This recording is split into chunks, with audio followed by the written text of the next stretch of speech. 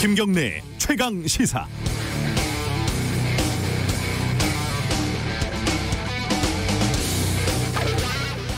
이재명 지사가 내년 재보궐선거에 서울 부산시장 후보를 내지 말자 이렇게 주장을 했습니다. 손실이 커도 약속을 지키는 것이 중요하다는 말이죠. 정청래 의원은 이에 대해서 당이 어려운데 혼자 멋있기 운동을 하고 있다고 비판을 했습니다. 누구 얘기가 맞다는 말을 하려는 게 아니고 이 설전을 보면서 요즘 우리 정치에서는 멋있는 선택을 하는 멋있는 정치인을 보기가 참 어렵다는 생각이 들었습니다. 그러니까 고작 당원을 지키자는 원칙을 말하는 것도 멋있기 운동이라는 조롱을 듣게 되는 거겠죠. 정치는 명분이 중요하다고 습관처럼 말을 하면서도 현실에서는 실리 쪽을 선택하는 경우가 많죠. 대표적으로 지난 총선 때 위성정당 논란이 있을 때 양대 정당의 행태를 기억하면 그렇습니다. 전형적으로 밥그릇 손에 보는 꼴을 못 보는 정치였죠. 선거법을 주도한 민주당의 모양이 더 우스웠지만요. 조금 오래된 예를 들면요. 정파를 떠나서 지역주의 극복을 위해서 스스로 바보가 되기로 한 정치인 고 노무현의 선택은 지금 생각해도 참 멋있지 않았습니까? 모두가 멋있을 수도 없고 항상 멋있을 수도 없습니다. 하지만 이전투구, 염량세태, 토사구팽 이런 게 판치는 정치판에서도 가끔은 멋있는 정치인의 멋있는 선택이 보고 싶습니다. 그러고 보니까 어제 통합당이 5.18 민주화운동을 당 정강에 넣기로 한 것은 나름 멋있는 선택이었던 것 같습니다. 7월 21일 화요일 김경래 최강시사 시작합니다.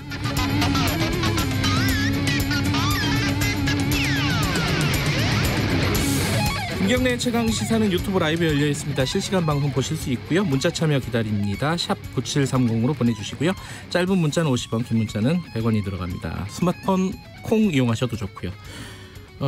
수돗물에 애벌레, 유충 이런 게 발견이 돼가지고 굉장히 걱정들이 많으시죠. 오늘 1부에서는요. 전문가와 함께 이게 원인이 뭔지 지금 상황이 어떤지 좀 자세히 짚어보겠습니다. 2부에서는 미래통합당 연결합니다. 이준석 전 최고위원과 함께 지금 현재 정강정책 뭔가를 바꾼다고 하는데 이게 어떤 의미가 있는지 그리고 현안들도 두루 좀 물어보도록 하겠습니다.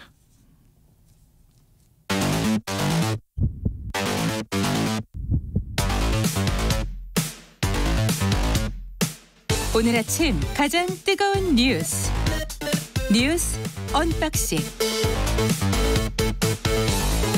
네, 택배 박스를 뜯는 두근두근한 마음으로 준비합니다. 뉴스 언박싱 시작하겠습니다. 고발뉴스 민동기 기자 나와 있습니다. 안녕하세요. 안녕하십니까. KBS 김양순 기자 나와 있습니다. 안녕하세요. 네, 안녕하세요. 그린벨트 문제가 논란이 좀 많았었는데 어제 문 대통령이 매듭을 지었죠? 네, 그린벨트를 해제하지 않고 계속 보존해 나가기로 결정을 했습니다. 청와대에서 정세균 국무총리와의 주례 회동에서 이제 이 같은 결과가 나왔는데요. 정세균 총리가 지난 19일 홍남기 부총리 겸 기재부 장관하고 김현미 장관 등과 함께 경제관계장관 회의를 열었다고 합니다. 이때 그린벨트 보존 쪽으로 가닥을 잡았고요. 정 총리가 이 같은 내용을 주례 회동에서 보고를 했고 문재인 대통령이 최종 결정을 한 것으로 보입니다. 이게 최근에 이런 일들이 많은 것 같아요. 뭔가 정책적으로 혼선이 좀 빚어지다가 대통령이 정리하는. 그렇죠. 네. 이게 결코 좋은 건 아닌 것 같은데 이번 것도 굉장히 혼란이 오래됐었죠, 그죠? 네, 이번에는 사실 좀 빨리 진화된 편이긴 합니다. 그런가요? 예. 네, 문재인 대통령이 이제 6일 만에 이거를 정리를 한 거거든요. 한 일주일 걸렸군요. 네, 예. 혼란이 시작된 거는 14일이었고요. 14일에 이제 홍남기 경제부총리가 필요하다면 그린벨트 문제를 점검할 가능성을 열어두고 있다라고 이제 경제부총리가 밝혔어요. 시장이 바로 들썩이기 시작했습니다. 그래서 이제 총리실이 다음 날 관계부처하고 민주당에다가 당정청 간에 혼선이 있어서는 안 된다. 총리가 불을 끄겠다라고 통보를 하고서는 이제 김현미 국토부 장관하고 김용범 기재부 1차관을 불러서 그린벨트 문제는 이렇게 다룰 게 아니다. 해제에 따른 실익이 크지 않다라고 총리가 강조를 했다고 합니다. 그런데 바로 다음 날 17일 김상조 대통령 정책실장이 정부가 당정 간의 협의를 통해서 그린벨트 관련 의견을 정리했다라고 이제 밝혔어요. 그래도 이게 정리했다라는 게 마치 또 한다라는 것처럼 들린 거죠. 네. 그래서 이제 정세균 총리가 19일 직접 방송에 나와서 아직 정리되지 않았다. 신중하게 접근하는 게 옳다라고 교통정리를 한 차례 했고요. 복잡했네요. 네, 그리고 그 다음 날 바로 대통령이 그린벨트 그대로 보존해 나가겠다. 미래 세대의 몫이다. 이렇게 교통 정리를 한 거죠. 대통령 발언 전에 이제 정치인들도 한마디씩 좀 거들었고요. 그죠? 네. 이재명 지사가 여기서 대해서도 강력하게 그린벨트 해제 안 된다는 취지의 발언을 했고 법무부 장관까지 맞다. 네, 나서서 했습니다. 논쟁에 참여했어요. 그래서 네, 추미애 장관도 환신문에서는 아예 일면 전체가 대선 주자들 벌써부터 그린벨트라고 이제 제목을 뽑기도 했었습니다. 근데 이게 사실은 그린벨트 얘기가 나온 게 주택 공급 문제에서 나온 거잖아요. 그렇죠. 그러면 주택 공급 문제는 앞으로 어떻게 하겠다는 거죠? 그러니까 일단 정부가 그 주택 공급 물량 확대를 위해서 네. 다양한 국공립 시설 부지를 최대한 발굴 확보하기로 했는데요. 네. 당장 거론이 되는 게 태릉 골프장입니다. 정부에서도 이 태릉 골프장을 지목을 했는데요. 육군 사관학교하고 태릉 골프장이 면적이 149만 7천 제곱미터, 그러니까 한 15,000가구 정도 공급이 가능한 규모라고 하는데 그동안 국방부하고 서울시가 이걸 굉장히 반대를 해왔었거든요. 네. 대신 국방부가 지자체 등과 논의할 예정이라면서 전향적인 태도를 지금 보이고 있습니다. 상황이니까 그렇겠지만 그렇습니다. 근데 이 태릉 골프장 일대도 여기가 그린벨트라면서요 또. 그죠? 그래서 좀 논란이 좀 되고 있습니다. 그러니까 이것도 그린벨트 지역인데 논의가 본격화되면은 이 논란도 좀 불가피하지 않느냐 이런 전망이 나오고 있습니다. 어쨌든 이거와 좀 연장선에 있는 얘기인데 좀 결이 다를 수도 있고 김태년 원내대표가 어제 국회 연설을 하면서 세종시로 국회하고 청와대랑 다 이전하자 이렇게 좀 파격적인 발언을 했어요. 그죠? 네, 더불어민주당 내부에서 보기에도 상당히 전향적이고 급진적인 발언이었어요. 네. 예, 원내 대표, 이제 교섭단체 대표 연설이었는데 네. 국회가 통째로 세종시로 내려가야 한다라고 밝혔습니다. 더 적극적으로 논의를 해가지고 국회, 청와대, 정부 부처 모두 서울시로 이전을 해야 이 다음이 이제 어떻게 보면은 지금 말씀하신 해법과 맞닿아 있는데요. 네. 서울 같은 수도권 과밀 그리고 부동산 문제를 완화할 수 있다라고 얘기를 한 거죠. 즉 부동산 문제의 어떤 핵심 키 중에 하나로 세종시로의 이전을 얘기하는 거 아니냐라고 바로 통합당은 맞받았던 그 이유이기도 합니다. 근데 이게 이제 헌재가 이미 16년 전이죠. 와, 오래됐네요. 이것도 생각해 보니까. 그죠? 노무현 전 대통령 시절에 위헌 판정을 했기 때문에 네.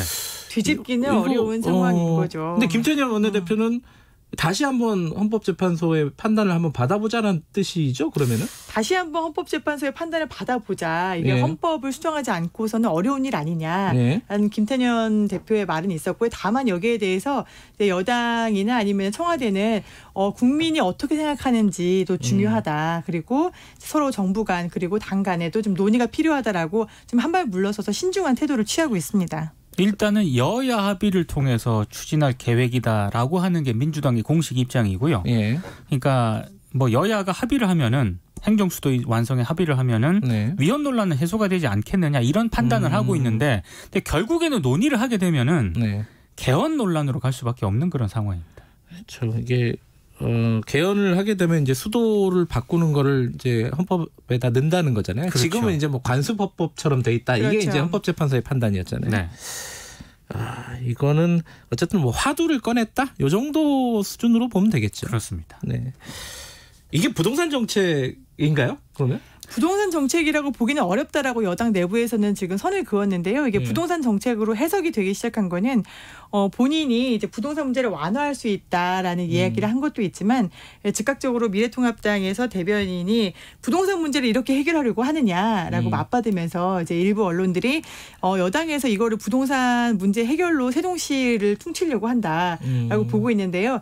여기에 대해서는 좀 더 지켜봐야 될 것 같습니다. 이게 부동산 문제하고 연결은 되지만은 이거 오래 걸리는 일이잖아요, 그죠? 그러니까 서울 수도권 과밀을 어떻게 해소할 것인가하고도 그렇죠. 연결되는 문제거든요. 훨씬 더 큰 문제이기는 합니다. 그렇죠. 사실 여당 내부에서도 그렇고 정부에서도 그렇고 세종시 이전이 반쪽짜리였다. 좀 제대로 해야 된다라는 의견들은 계속 있어 왔거든요. 그거는 맞는 말 같은데 네. 항상 좀 헷갈리잖아요. 그리고 막 이렇게 왔다 갔다 이게 회의하러 다니는 사람들도 피곤하고. 네. 이 업무의 효율성 이런 걸 따져보면은 뭔가 변화가 필요하긴 한데 이게 좀 약간 오래 걸리는 일인 것 같습니다. 다음 소식 좀 알아보죠. 고 박원순 시장 관련된 수사 관련해서요. 그 서울시 관계자들이 계속 소환되고 있죠. 지금 현재. 어디까지 지금 소환이 된 겁니까? 임순영 서울시 젠더특보가 어제 오후 9시 30분쯤에 서울 성북경찰서로 참고인으로 출석을 했고요. 네. 오늘 새벽 3시 6분쯤에 조사실을 나섰다고 합니다. 그 화면에 나오는 화면이 새벽 3시 화면이에요? 네. 아이고. 한 5시간 반 정도 이제 예. 조사를 좀 받은 것으로 보이는데요. 예. 변호인과 동석을 지금 한 것으로 되고 있고요. 아직 경찰에서 어떤 내용을 진술을 했는지 이런 부분에 대해서는 보도가 안 되고 되고 있습니다. 그러니까 임순영 특보를 부른 거는 제일 먼저 보고를 했다라는 거잖아요. 그렇죠. 그죠? 시장에게 제일 먼저 혹시 네. 불미스러운 일 있으십니까? 라고 물었던 당사자가 임순영 젠더 특보고요. 네. 그래서 이제 1차로 먼저 조사를 했습니다. 굉장히 첫 참고인 조사치고는 아주 강도 높은 조사가 이루어졌다고 볼 수 있고요. 네. 그다음에 경찰의 말에 따르면은 임 특보가 경찰 조사에 굉장히 성실하게 응했다라고 네. 해서 다음부터는 차례차례로 이제 박 전 시장과 통화했던 통화 내역에 있는 사람들 한 10여 명 정도 된다고 합니다. 근데 그 사람들을 순차적으로 조사를 하겠다라고 밝혔습니다. 사실 이제 이 문제가 경찰도 수사하고 있고 검찰도 지금 수사를 하고 있고 그렇죠. 그리고 서울시 자체적으로 조사단을 꾸리려고 하고 있고 그런데 그렇죠. 아직 좀 잘 안 되고 있는 상황이고. 근데 관련해서 어제 경찰청장 김창룡 후보자 인사청문회가 있었는데 이 얘기 관련된 얘기가 굉장히 많이 나왔죠. 권영세 미래통합당 의원이 또 의혹을 하나 제기했는데요. 네. 그 피해자 변호사가 네. 서울지방경찰청의 한 수사팀장에게 중요 사건이다. 서울시의 높은 분 거니까 서울청에서 조사를 해달라. 이게 지난 8일 오후 2시 28분에 전화를 했다는 겁니다. 사망 전날. 그렇죠. 고소장이 접수된 시각이 4시 반인데. 그렇죠. 보통 4시 반으로 알고 있었죠. 네. 근데 예. 전화를 한 시간은 2시 28분이었다는 거고요. 근데 임순영 젠더 특보가 당일 박원순 시장에게 실수한 것 있냐 이렇게 물은 시각이 한 3시에서 3시 30분 정도 사이거든요. 그러니까 이제 권영세 의원은 이 경찰이 사전에 유출을 한 것 아니냐 이렇게 의혹을 제기하는 거고요. 예. 여기에 대해서 김창룡 후보자는 그 관련 사실을 보고받은 바 없다 이렇게 해명을 했고 네. 그 여성 청소년 수사팀장이 전화를 받은 건 맞는데 그 박원순 시장인지는 당시에 몰랐다 또 이렇게 해명을 하고 있습니다. 이건 이제 뭐 시간 순서로 보면은 그런 의혹은 있는데, 그렇죠. 뭐 이게 그거 말고 다른 연결고리가 있는 건 아니고요. 아직은 아직까지는. 아닙니다. 예, 시간 의혹적이. 순서는 어떤 선후 관계지 이게 곧 인과관계를 그렇죠. 입증하는 건 그렇죠. 아니니까요. 예. 어찌됐든 처음 박원순 시장에게 이 보고가 이제 불미스러운 일, 좀 애매한 보고긴 한데 그렇죠. 지금까지 확인된 거는 어쨌든 보고를 처음 했던 특보 임순영 젠더 특보가 소환이 돼서 조사를 받았다. 그러면은 지금 경찰이 수사하고 있는 거는 뭐 무마 뭐 이런 쪽으로 수사하고 있는 거죠. 그러니까 무마 의혹이 하나 있고요. 예. 또 하나는 이제 박원순 시장 사건 사망 자체, 네. 고건에 대해서 이제 사망 경위와 관련된 사망 경위. 그 두 가지 축으로 지금 수사가 진행이 되고 있습니다. 그럼 검찰에서는 검찰이 하는 거는 공무상 비밀 누설 그렇죠. 혐의. 누가 어디에서 누설했느냐. 어떻게 이 비밀이 누설이 되느냐. 근데 어제 김창룡 경찰청장은 경찰에서는 누설된 것이 아니다라고 했죠. 네, 그렇죠? 만약에 경찰에서 누설이 된 것이라면 본인이 책임을 지겠다라고 상당히 높은 수준의 발언을 했습니다. 그러면 남은 게 몇 개 안 되는데 물론 고소 전에 네. 그 사실이 알려졌을 가능성도 있긴 해요. 그죠? 그렇죠. 가능성으로 남겨둬야겠죠. 네, 예. 그러니까 여러 가지 가능성이 있는데 어찌됐든 간에 경찰은 일단 아니다라고 공식적으로 얘기는 했고 확실하게 입장을 밝히고 예. 있습니다. 파악을 했겠죠. 경찰청장 후보자가 이제 인사청문회에 나올 거니까 파악은 했겠지만은 이 부분은 검찰이 이제 수사를 하고 있는 거고요. 네. 요거는 관련 내용을 저희들이 3부 추적 20분에서 좀 자세하게 짚어보도록 하겠습니다. 그리고 수돗물 지금 상황이 어디까지 간 겁니까? 네, 이게 인천 사시잖아요. 제가 인천 사는데 제가 연수구 사는데 연수구에도 그게 나왔어요. 애벌레 비슷한 게 나왔는데 물론 그게 이제 수돗물에서 나온 거냐 이거는 조사가 필요하지만 나왔어요. 그래서 걱정이 많습니다. 난리예요, 난리. 예. 네, 전국적으로 일단 그렇죠 지금. 전국적으로 그런데 인천이 가장 심하기는 합니다. 네. 인천은 이미 지난해에도 붉은 수돗물 사태를 한번 겪었던 터라서 그렇죠. 불안감이 또 가중되고 있는데 일단 지난 9일부터의 확산세를 보면은 민원이 시작된 인천이 현재까지 626건으로 제일 많아요. 600건이 네. 넘어요. 전국에서 압도적으로 많습니다. 네. 그리고 이제 경기 파주와 안양, 용인이 94건으로 그 다음이고요. 경기도. 네, 그다음에 이제 어제 부산에서 또 많이 신고가 들어왔습니다. 그래서 부산이 11건, 서울이 3건 등이고요. 네. 충북 청주에서도 신고가 접수됐는데 유충은 발견되지 않았다고 하고요. 예. 이게 신고 접수된 거를 가서 확인을 해봤더니 정말 깔따구 유충이었다라고 한 게 인천이 27%입니다. 사실상 인천에서 신고만큼 그대로 유충이 많이 발견됐다라고 볼 수 있고요. 예. 서울에서는 중구, 중랑구는 정수장이나 수도관을 통해서 유입됐을 가능성은 매우 낮고요. 네. 부산도 마찬가지로 정수관이나 어떤 수도관을 통해서 유입됐을 가능성이 매우 낮은 상태여서 사실상 지금 상황으로는 인천 그리고 수도권의 정수장이 좀 문제가 아닌가라고 생각이 됩니다. 지금 이제 너무 공포나 뭐 그런 데 사로잡힐 필요는 없지만 예, 대책이 빨리 필요해요. 그러니까 먹는 건데. 그죠? 그러니까 저부터도 일단 불안하니까요. 많은 분들이 불안해하고 있는데 시민들은 불안감을 샤워 필터 구입이라거나 생수 구입 이쪽으로 좀 몰리는 것 같아요. 아직 필터를 못 사가지고. 네, 매출이 급상승하고 있다고 합니다. 네, 정세균 총리가 지금 전국 484개 정수장에 대해서 긴급 점검을 실시해라라고 일단 지시는 했거든요. 네. 빨리 점검을 하고 빨리 원인을 찾아봐야 될 것 같은데요. 너무 불안해하실 필요는 없는 게 이 깔따구 먹고 나서 뭐 이게 몸에 들어가서 살아있다거나 이 벌레가 이런 일은 결코 없다고 합니다. 기생충처럼 그런 건 아니다. 그래서 구충제를 사서 드시는 분들도 계시다고 하는데 그럴 필요는 없다. 네, 그럴 필요는 없다고 합니다. 네, 전문가들의 말은 그렇고 또 뭐 알러지를 유발한다는데 이 정도 가지고는 알러지가 유발될 가능성은 굉장히 희박하다. 일단 뭐 요 정도로 정리하고 우리 끝나면은 전문가 연결해가지고 원인이라든가 현재 상황 같은 것들 좀 자세히 짚어보겠습니다. 오늘 여기까지 듣죠. 고맙습니다. 고맙습니다. 뉴스 언박싱 고발뉴스 민동기 기자 그리고 KBS 김양순 기자였습니다. 김경래 최강시사 듣고 계신 지금 시각은 7시 36분입니다. KBS 날씨 정보입니다. 우선 폭염주의보 상황 먼저 알려드립니다. 일부 경기 내륙, 강원, 경상 내륙으로 오늘 폭염주의보 발효 중이고요. 이 지역은 내일까지 31도 이상 기온이 오르겠습니다. 오늘 춘천 33도, 서울 31도 등 주로 중서부 쪽으로 더위가 집중되겠고요. 내일까지 많이 덥습니다. 오늘은 또 전남, 경남, 남해안, 제주에 가끔 장맛비 지나겠고요. 강원, 영서나 경북 내륙은 오후부터 밤사이 소나기 예보도 있습니다. 내일 그 밖에 충청이나 경북으로 비가 좀 이어지고요. 내일 낮 동안에 경기 남부에도 비가 지납니다. 모레 목요일은 주로 충청과 남부 제주에 비 예보 있고 목요일 밤에 서울 경기 남부 강원 영서로 확대돼 금요일 전국에 비 예보 들어있습니다. 지금 서울 기온 22도입니다. 날씨 정보 최영우였습니다. 계속해서 이 시각 교통 상황입니다. KBS 교통정보센터의 김은아 씨입니다. 네, 어제 출근길 같은 시간대에 비하면 정체 구간이 적은 편입니다. 조금씩 정체가 늘고 있는데요. 경부고속도로 서울 방향 수원 일대와 판교 분기점 각각 1km 정체고요. 달래내에서 서초 사이 막힙니다. 부산 방향은 한남에서 서초, 수원에서 기흥휴게소 부근까지 밀리고 있습니다. 서해안고속도로 서울 방향 일찍 분기점에서 금천 사이 밀리고요. 목포 쪽 순산터널 부근에서 매봉 사이와 매봉휴게소 부근에서 비봉 부근까지 밀리고 있습니다. KBS 교통정보센터였습니다. 최강 시사.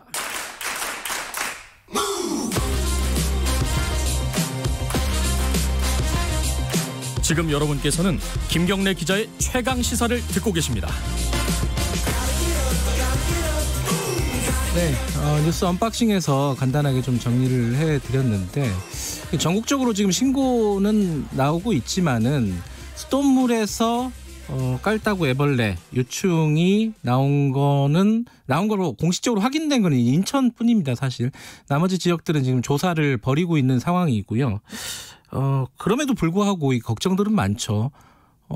이게 왜 발생을 하는 건지 그리고 이 빨리 어떤 대책을 마련해야 되는데 어떤 대책이 필요한지 전문가와 함께 짚어보겠습니다.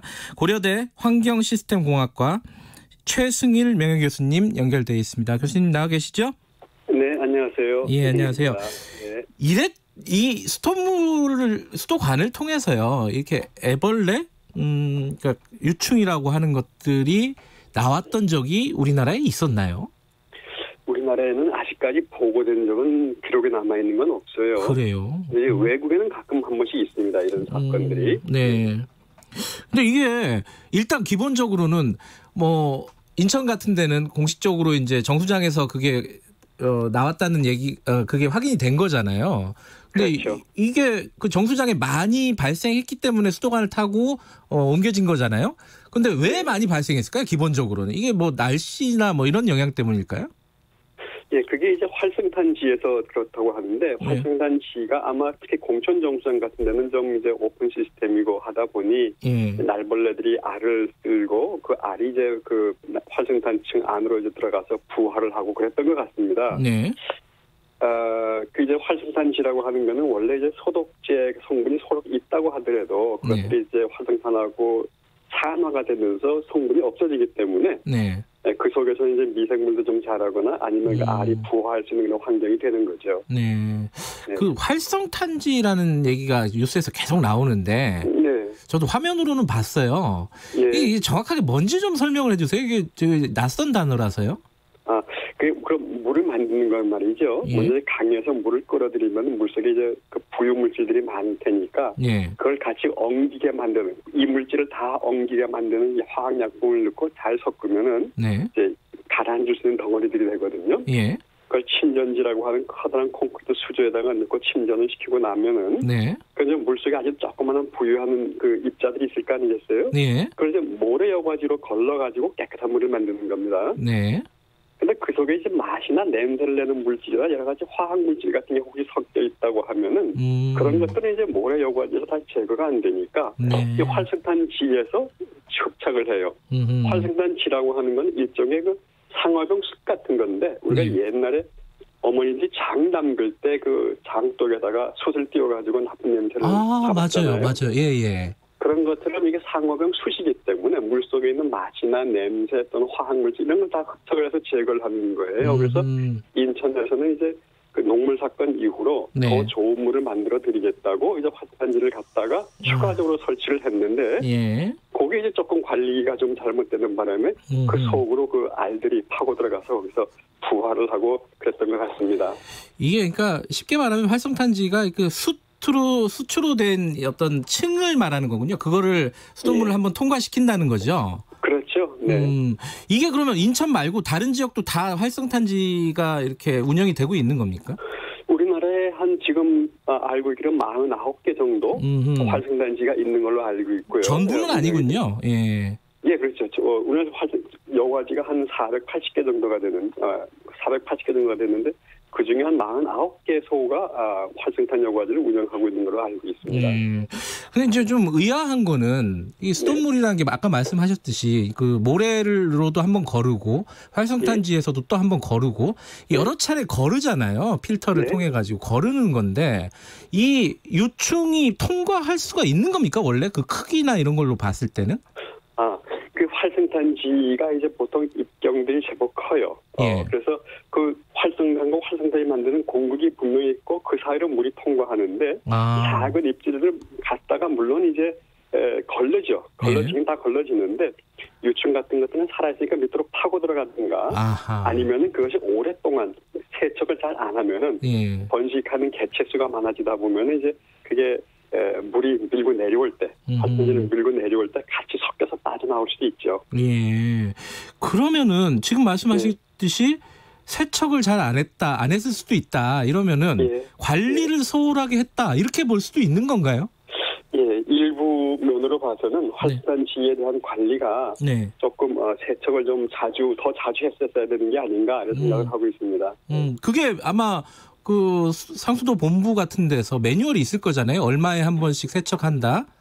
근데 그 매뉴얼이 활성탄지에 우리가 모래 여과지에 대해서는 그 시설 기준이라든가 이런 것을 3일에 한 번이면 세척을 해라 하고 하는 게 돼 있는데 활성탄지에 대해서는 아직도 명확하게 며칠에 한 번씩 세척을 하라는 기준이나 규범이 아직 제대로 없었던 모양이에요.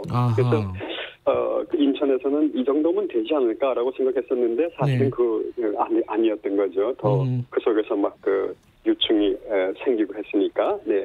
일단 정리를 하면은 그 붉은 수돗물 사태 이후에 인천에서 그래도 이제 의도는 더 깨끗한 수돗물, 좋은 품질의 수돗물을 공급하기 위해서 활성탄지를 운영을 했는데 그거를 제대로 관리하지 않았을 가능성이 있다. 뭐 이렇게 볼 수 있네요. 일단은 기본적으로는. 일단은 그렇게 볼 수 있을 것 같습니다.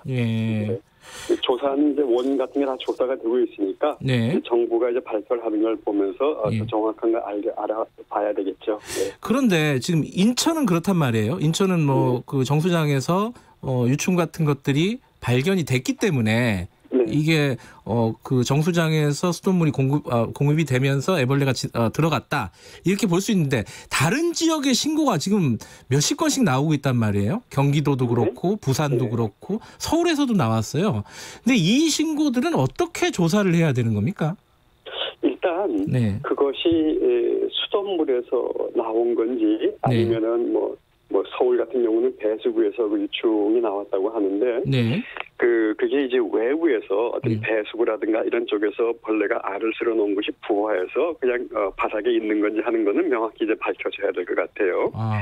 그럼에도 불구하고 일단 그 벌레가 나타났다 그러면은 그 수도 개통은 조사를 해봐야 됩니다. 어쨌든. 네. 그런데 그 보면은 이제 정수장이 여과지에서 벌레가 이제 알을 까도 이제 부화를 해가지고 나올 수 있는 것처럼 각 건물이나 가정에도 마찬가지로 지하에 물탱크가 있거든요. 지하 조수조하고 또 옥상에 수조하고 네네.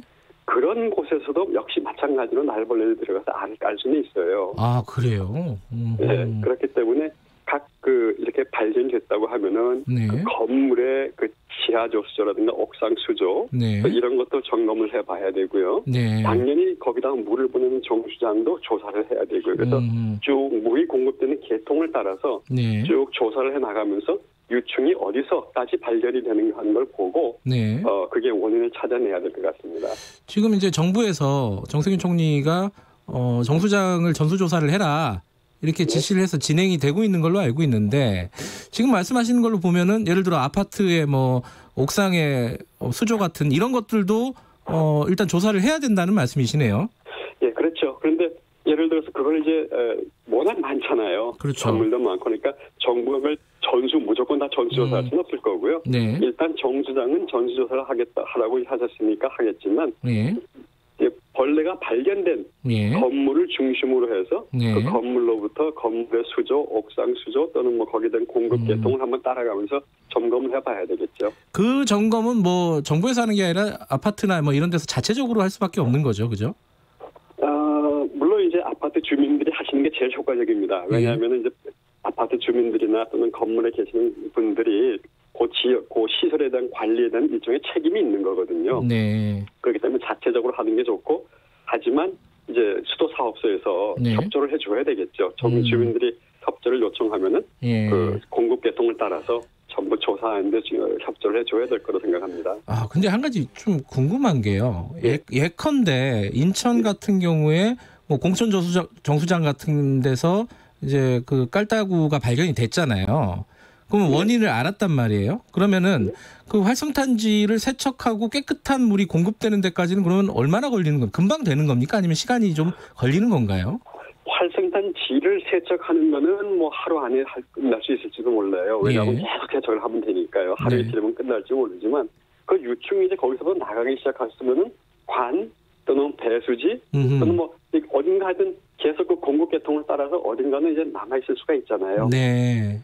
그러면은 거기를 다 조사하고 물을 비우고 있으면은 발견되면은 물을 비우고 청소하고 닫고 이러려 그러면은 적어도 뭐 한 일주일 정도는 이상은 걸리지 않을까 이런 생각을 합니다. 아하, 일주일 정도는 걸린다.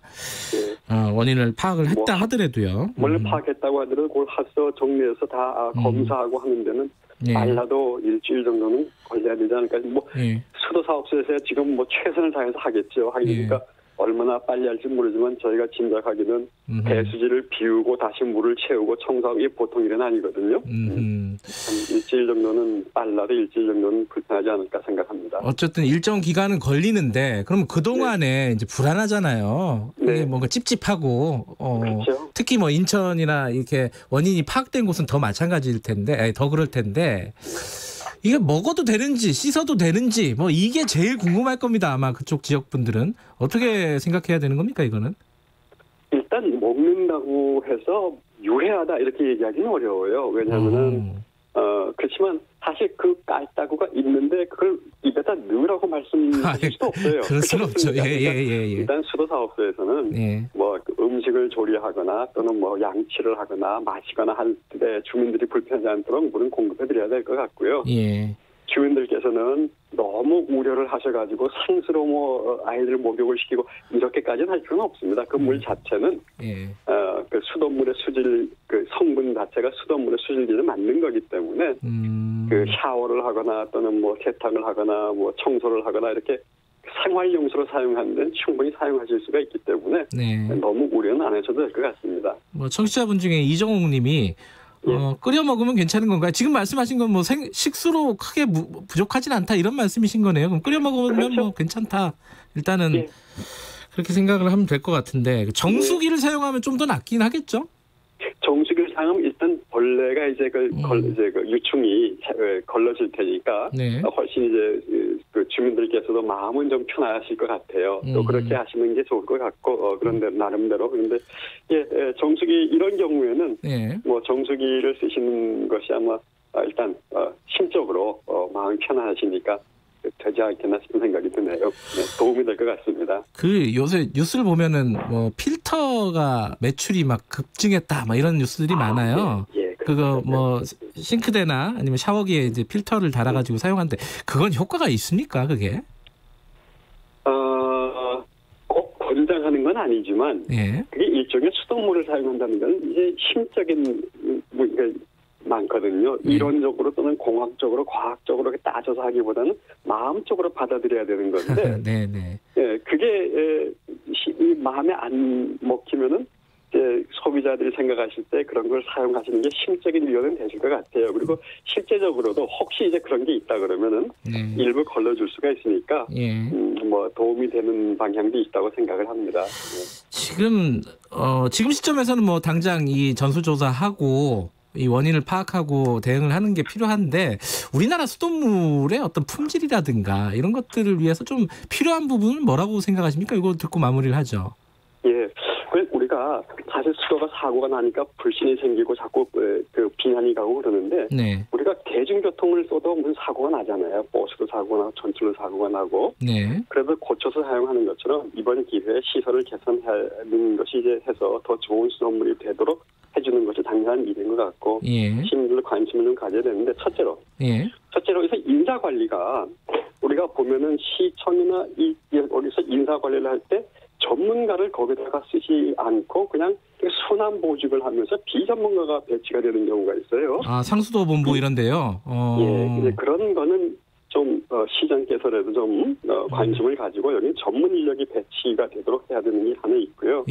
또 한 가지는 이제 그 수도 시설을 보완을 해야 되잖아요. 잘 만들어야 되고 철저하게 만들어야 되고 하는데 사실 수도 요금으로 그런 비용을 다 감당하기가 어려우니까 거기다 예산 지원이 뭐 시나 군 차원이나 아니면 정부에서도 필요한 예산 지원이 좀 있어야 할 것 같습니다. 교수님이 보기에는 전문 인력들이 제대로 이렇게 배치가 안 됐다고 보는 측면들이 좀 있군요. 그렇죠. 공무원들의 순환보직 내지는 시청이나 이런 시장께서 생각할 때 가장 중요한 부서가 아니라고 생각을 하시는 경우가 가끔 있어요. 그러다 보면은 뭐 이렇게 좀 뭐를 만들지 않았던 다른 부서에 있던 분도 그냥 이렇게 인사 배치를 하고 아니면 뭐 퇴직에 가까우실 때쯤 돼가지고 쉬었다 가라 하는 식으로 하시는 그런 경우도 없지 않아 있어요. 알겠습니다. 기능에 따라서는 그런 걸 좀 고쳤으면 좋겠습니다. 이번 기회에 그런 부분들도 한번 재정비를 해야겠네요. 오늘 말씀 감사합니다. 네. 최승일 교수님이었습니다. 1부는 여기까지 하겠습니다. 잠시 후 8시에 2부로 돌아옵니다. 시원해. 엄마, 에어컨은 왜 시원해요? 그건 냉매라는 물질 덕분이야. 그럼 냉장고는 왜 차가워요? 그것도 냉매 덕분이지. 하지만 공기로 새 나가면 지구를 아프게 하는 온실가스가 된대요. 냉매 관리 잘하면 여름이 시원해. 냉매 관리 잘하면 음식이 신선해. 냉매 관리 잘하면 시원하고 신선해. 우리 모두 냉매 관리합시다. 냉매 관리는 기후변화 대응 정책과 함께합니다. 우리 모두 냉매 관리 잘해요. 환경부 한국환경공단. 안녕하세요. 대한치과교정학회 회장 김경호입니다. 만 7살 7살은 학교 생활을 시작하는 사회적 발전의 시기이면서도 얼굴과 턱의 성장, 치열의 발육에서도 중요한 때입니다. 이때 적절한 조기 교정 치료는 더 큰 부정교합을 예방하고 성인이 된 후 턱 수술을 피하는 대비책이 됩니다. 7살 우리 아이, 치과 교정의사와의 첫 만남이 필요한 때입니다. 교정학회 홈페이지에서 가까운 교정의사를 찾아보세요. 이 캠페인은 대한치과교정학회와 함께합니다. 말 같은 말. 안녕하세요. 강원국입니다. 위로가 필요한 시대입니다. 예기치 않은 사고와 이런저런 일로 힘든 사람이 많은 세상이지요. 하지만 진심 어린 위로만 있으면 살만한 세상이기도 합니다. 제대로 위로받은 사람은 좌절하지 않습니다. 그런데 위로하는 말에도 조심해야 할 게 있습니다. 가장 위험한 것이 위로를 가장한 충고입니다. 병에 걸린 사람한테 술을 많이 마셔서 그렇다는 둥, 음식을 가려 먹으라는 등의 지적을 하는 경우, 이런 경우 흔하지요? 동정에서 비롯한 위로는 상대의 자존심을 상하게 할 수도 있습니다. 누군가를 불쌍히 여기는 마음 안에는 착한 마음 못지않게 내가 그보다 낫다는 우월의식이 담겨 있고요. 내가 저런 처지에 있지 않아 다행이다와 같은 생각이 묻어 있습니다. 누군가를 위로해야 할 때 이런 마음을 경계해야겠지요. 위로한답시고 당사자의 고통을 과소평가하는 말투도 삼가야 합니다. 상가에 가서 호상이라고 하거나 나는 너보다 더한 일도 겪었다고 말하는 건 예의가 아니지요. 하나마나한 위로도 위로가 안 됩니다. 힘든 사람에게 힘내라고, 억울한 사람에게 억울해하지 말라고 하는데 그게 말처럼 되나요? 그럼 어떻게 위로해야 할까요? 같이 비를 맞아주는 것도 방법이겠죠. 그랬구나, 참 힘들었겠구나. 그 사람의 심정과 처지에 공감해주는 것입니다. 아픈 사람의 탄식과 애통을 담담하게 들어주면 됩니다. 물론 희망과 용기를 주는 말은 필요하겠지요. 이전에도 너는 잘 극복했잖아. 넌 잘할 수 있어. 난 널 믿어. 이렇게 자신감을 북돋아줘야 합니다. 미국 존스 홉킨스 대학 아담 캐플린 박사가 우울증 환자에게 건네서는 안 될 6가지 말을 소개했는데요. 첫 번째가 힘내, 두 번째가 네 감정을 스스로 잘 다스려야지, 셋째, 가족을 생각해, 넷째, 내가 생각하기에 달렸어, 다섯째, 내 심정 알아, 여섯 번째가 너보다 더 안 좋은 상황에 있는 사람도 있어 라는군요. 강원국의 말 같은 말이었습니다. 쉬운 위로는 상대의 마음을 어렵게 만듭니다. 진심으로 위로하고 싶다면 입보다는 귀를 먼저 열어보세요.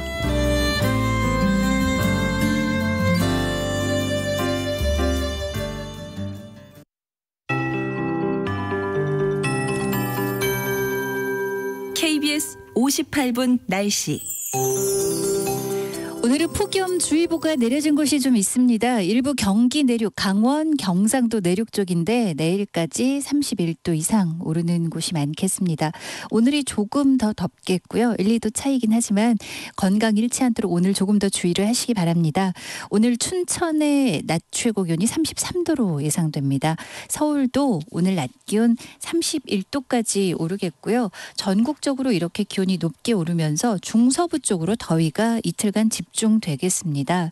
한편 오늘 전남과 경남, 남해안, 제주도에는 흐리고 가끔 비 예보도 들어있는데요.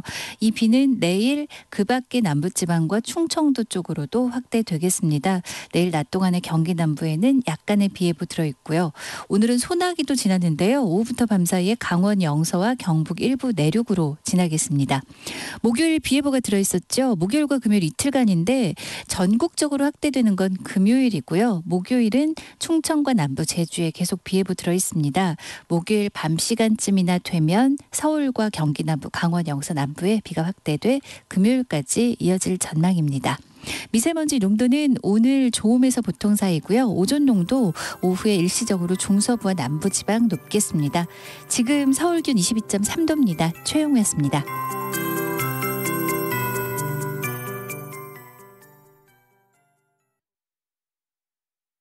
정성을 다하는 국민의 방송 KBS가 8시를 알려드립니다. AM 711kHz, FM 97.3MHz, KBS 1라디오입니다. HLKA.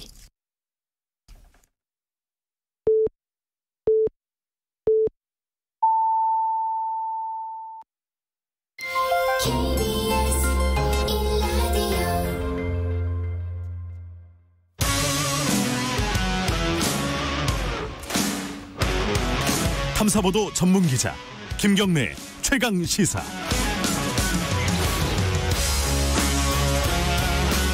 네, 김경래 최강시사 2부 시작합니다. 2부에서는 먼저 미래통합당 얘기를 좀 해보겠습니다. 어제 당의 새 강령 초안이 미래통합당 초안이 발표가 됐는데 좀 뭐랄까 혁신적인 것들이 좀 있습니다. 예컨대 눈에 딱 띄는 게 뭐 5.18 민주화운동을 강령에 명시를 한다든가 또 자유민주주의 시장경제 이런 표현들은 사라지고 공정경제, 노동존중 이게 사실 좀 진보적인 의제들인데 이런 것들이 좀 들어가 있습니다. 이게 어떤 의미를 담고 있을까요? 그리고 뭐 최근에 말씀하시려고 여기가 제가 봤을 때는 네. 김종인 비대위원장이 삼은 네. 그 운동장에서 기준입니다. 네. 알겠습니다. 여기까지 잡으면은 51%다. 요 생각입니다. 말씀도 안 시켰는데 갑자기 쓱 들어오셨습니다. 자, 스튜디오에 나와 계십니다. 이준석 미래통합당 전 최고위원 나와 계십니다. 안녕하세요. 네, 안녕하세요. 여기까지가 기준이다? 네. 다시 한번 풀어서 설명해 주세요. 제가 과거에 한 비유할 때 네. 이제 결국에는 선거라는 거는 51%의 지지를 확보할 수 있을 정도의 이념적 지형을 가져야 된다. 이게 기본이거든요. 네. 뭐 콘크리트가 얼마인지는 관계없어요. 그런데 그에 더해가지고 요 정도의 정책적 지향점이라고 한다면은 51% 이상의 득표를 할 수 있다라는 게 있어야 이제 수권 정당은 선거에 뛰어들 수 있는 것인데 네. 그 지점으로 삼은 게 아마 요 지점까지가 아닐까. 그러니까 예를 들어 각종 뭐 이제 뭐 국가적인 어떤 민주화 운동이나 아니면 열거할 만한 그런 어떤 기념해야 될 것들 거기다가 더해가지고 공정 경제라는 부분 거기다 대해서 또 노동 존중이라는 것들 요 정도까지는 통합당이 이제 왼쪽으로 좀 이동해야 되지 않을까. 그런 어떤 상황 판단에 따라서 나오는 것이다. 왜 철학적으로 여기까지냐는 설명할 수 없습니다. 그래서 예전에 이제 김종인 위원장이 이제 선임이 될 때 이 보수라는 말을 싫어한다 본인은 이런 얘기를 했잖아요. 그 일맥상통하는 거죠 지금. 그러니까 보수라는 단어를 들고 있으면은 51% 못 넘긴다 생각하는 거죠. 네. 근데 이게 사실은 뭐 정치공학일 수도 있고 선거에서 이기는 전략일 수도 있지만은 사실 당 공당 그리고 우리나라의 이 두 번째 정당이잖아요. 정당의 어떤 지향을 얘기를 하는 건데 그게 구체화될 수 있는 자신이 있어야 되잖아요. 이거 말만 이렇게 하는 거는 의미가 없지 않아요? 저는 정당의 가변성이라는 거는 뭐 충분히 지금 이 미래통합당 그리고 전신인 자유한국당, 한나라당, 새누리당 때도 당명 바뀔 때마다 이 정도의 전환 이상이 있었던 거예요. 그러니까 그 당을 주도하는 인물의 변화도 있었을 것이고요. 뭐 이명박 정부 때 실용주의, 뉴라이트 이런 얘기하다가 박근혜 정부 시절에 이제 국민행복시대 뭐 이런 식으로 좌클릭 이런 얘기 들었었잖아요. 그때 뭐 경제 민주화 얘기도 했었고요. 그렇죠. 그런데 이번에도 결국에는 당명, 뭐 당 색깔 이런 것도 어느 시기에 개정을 하겠지만은 결국은 내용적으로 좀 바뀌어야 될 부분이 있다 했을 때 오히려 과거보다 변화의 정도가 아직까지 는 약하다 생각합니다. 약하다? 네. 여기보다 더 나가야 된다고 생각하세요? 저는 지금 보면은 이 담론이라는 것이 우리가 일정한 하나의 이제 1차원적 스펙트럼에서 왼쪽 오른쪽만을 가리고 노동이라든지 이런 것들로 좀 가리는데 사실은 새로운 아젠다 던지는 것도 중요하거든요. 그래서 과거에 오히려 이제 뭐 과거도 아니죠. 한두 달 전에 이제 김종인 비대위원장이 뭐 하도록 꺼냈었던 어떤 기본소득제라든지 이런 것들 이런 것들을 선점해서 하나 들고 있는 게 굉장히 중요합니다. 제가 박근혜 의 새누리당이 이명박의 한나라당과 달랐던 지점이란다면 아까 진행자께서 표현하신 경제민주화 그것의 구체화된 방안으로는 뭐 기초노령연금이라든지 아니면 뭐 반값등록금 정책이라든지 여러 가지 좌클릭 정책들이 뒤를 따랐거든요. 저는 이번에도 아직까지 내용이 좀 부족하다 뭐 그런 생각을 하고 있습니다. 근데 이게 두 가지 약간 뭐랄까 반발이 있을 수가 있는데 하나는 이제 약간 총론적으로 예컨대 이제 보수에 대한 뭐 논란이 있을 때 원희룡 지사가 우린 보수 아니냐 이런 식으로 약간의 다른 목소리를 냈잖아요. 그런 식으로 지금의 어떤 정강에서 바꾸는 과정에서 총론적으로 조금 반발하거나 거부감을 가지는 당내 의원이라든가 있을 것 같은데. 원희룡 지사님은 왜 그렇게 보수라는 단어에 강하게 느낌을 받으시면은 왜 지난 선거에 무소속으로 나가셨을까요? 네. 그러니까 결국에는 저는 이제 어떤 식으로든지 항상 뭐 근본주의에 가깝게 가려고 하는 분들은 있거든요. 근데 그게 전 진심인데도 잘 모르겠고 지금 시점에 이제 김종인 비대위원장이 탈 이념을 내세우다 보니까 그에 대한 반작용으로 이제 두려움을 느끼시는 분들이 있는 것 같아요. 예를 들어 이번에 뭐 민주화 운동 저도 대전 뭐 민주화 운동 있는 건 처음 알았습니다 이번에. 근데 그거 솔직히 제가 부끄럽지만 처음 알았는데 그런 것도 다 열거하는 것도 사실 국민들 중에서 그걸 소중하게 생각하는 사람을 다 끌어안겠다는 취지인 만큼 좋게 이해하는 것이 좋다. 그래서 이제 이번에 이 개정 작업에 참여했던 한 이제 인사와 얘기를 해봤는데 넣으려면 다 넣고 빼려면 다 빼야 된다. 이게 뭐 어쩔 수 없는 겁니다. 예를 들어 저희가 행사 같은 걸 진행한다 하더라도요. 그 저희 동네에서 행사하면은 그 노인정 그 회장 어르신 다 오시거든요. 다 불러드리든지 안 불러든지 이렇게 해야 되거든요. 그런데 뭐 한 두 분만 빼놓고 이름 다 불러드렸다. 그럼 그때 난리 나는 겁니다. 그거는. 그리고 또 하나가 이제 아까 이제 예컨대 뭐 노동 존중, 노동자의 권리 이런 얘기들이 이제 정강에 들어가잖아요. 사실은 지금까지 뭐 자유한국당, 뭐 미래통합당 노동에 대해서 상당히 친자본이라고 할까요? 기업 위주의 정책들을 폈던 게 사실이잖아요. 근데 이게 들어갔다는 게 말로만 그러는 거 아니냐라는 어떤 반론이 있을 수 있지 않겠어요? 브랜드 바꿔서 나온 거죠. 원래 경제민주화라고 하는 김종인 비대위원장의 핵심 정책이 보면은 좌클릭이 아닙니다. 원래 보면은. 그러니까 뭐냐면 공정의 가치라는 걸 우선 내세우게 돼 있고요. 경제민주화 뭐냐 사람들이 물어보지만은 쉽게 풀어 설명하면은 경제 성장의 과실이 민주적 과정을 통해서 공정하게 분배되는 것이 이제 사전적 정의거든요. 그거에 따르면 이제 노동도 당연히 한 축을 껴야 된다. 이런 생각을 하고 있는 것이고 저는 아까 말씀드렸듯이 이게 정강이라는 거는 국가의 헌법과 비슷한 거라 가지고 굉장히 얼기설기 짜여져 있습니다. 이걸 구체화한 이제 좀 뭔가 속된 말로 찰진 그런 정책들이 나와야지만 이 국민들이 변화를 체감할 수 있을 것이다. 근데 이거는 김종인 비대위원장 성격상 절대 일찍 안 풉니다.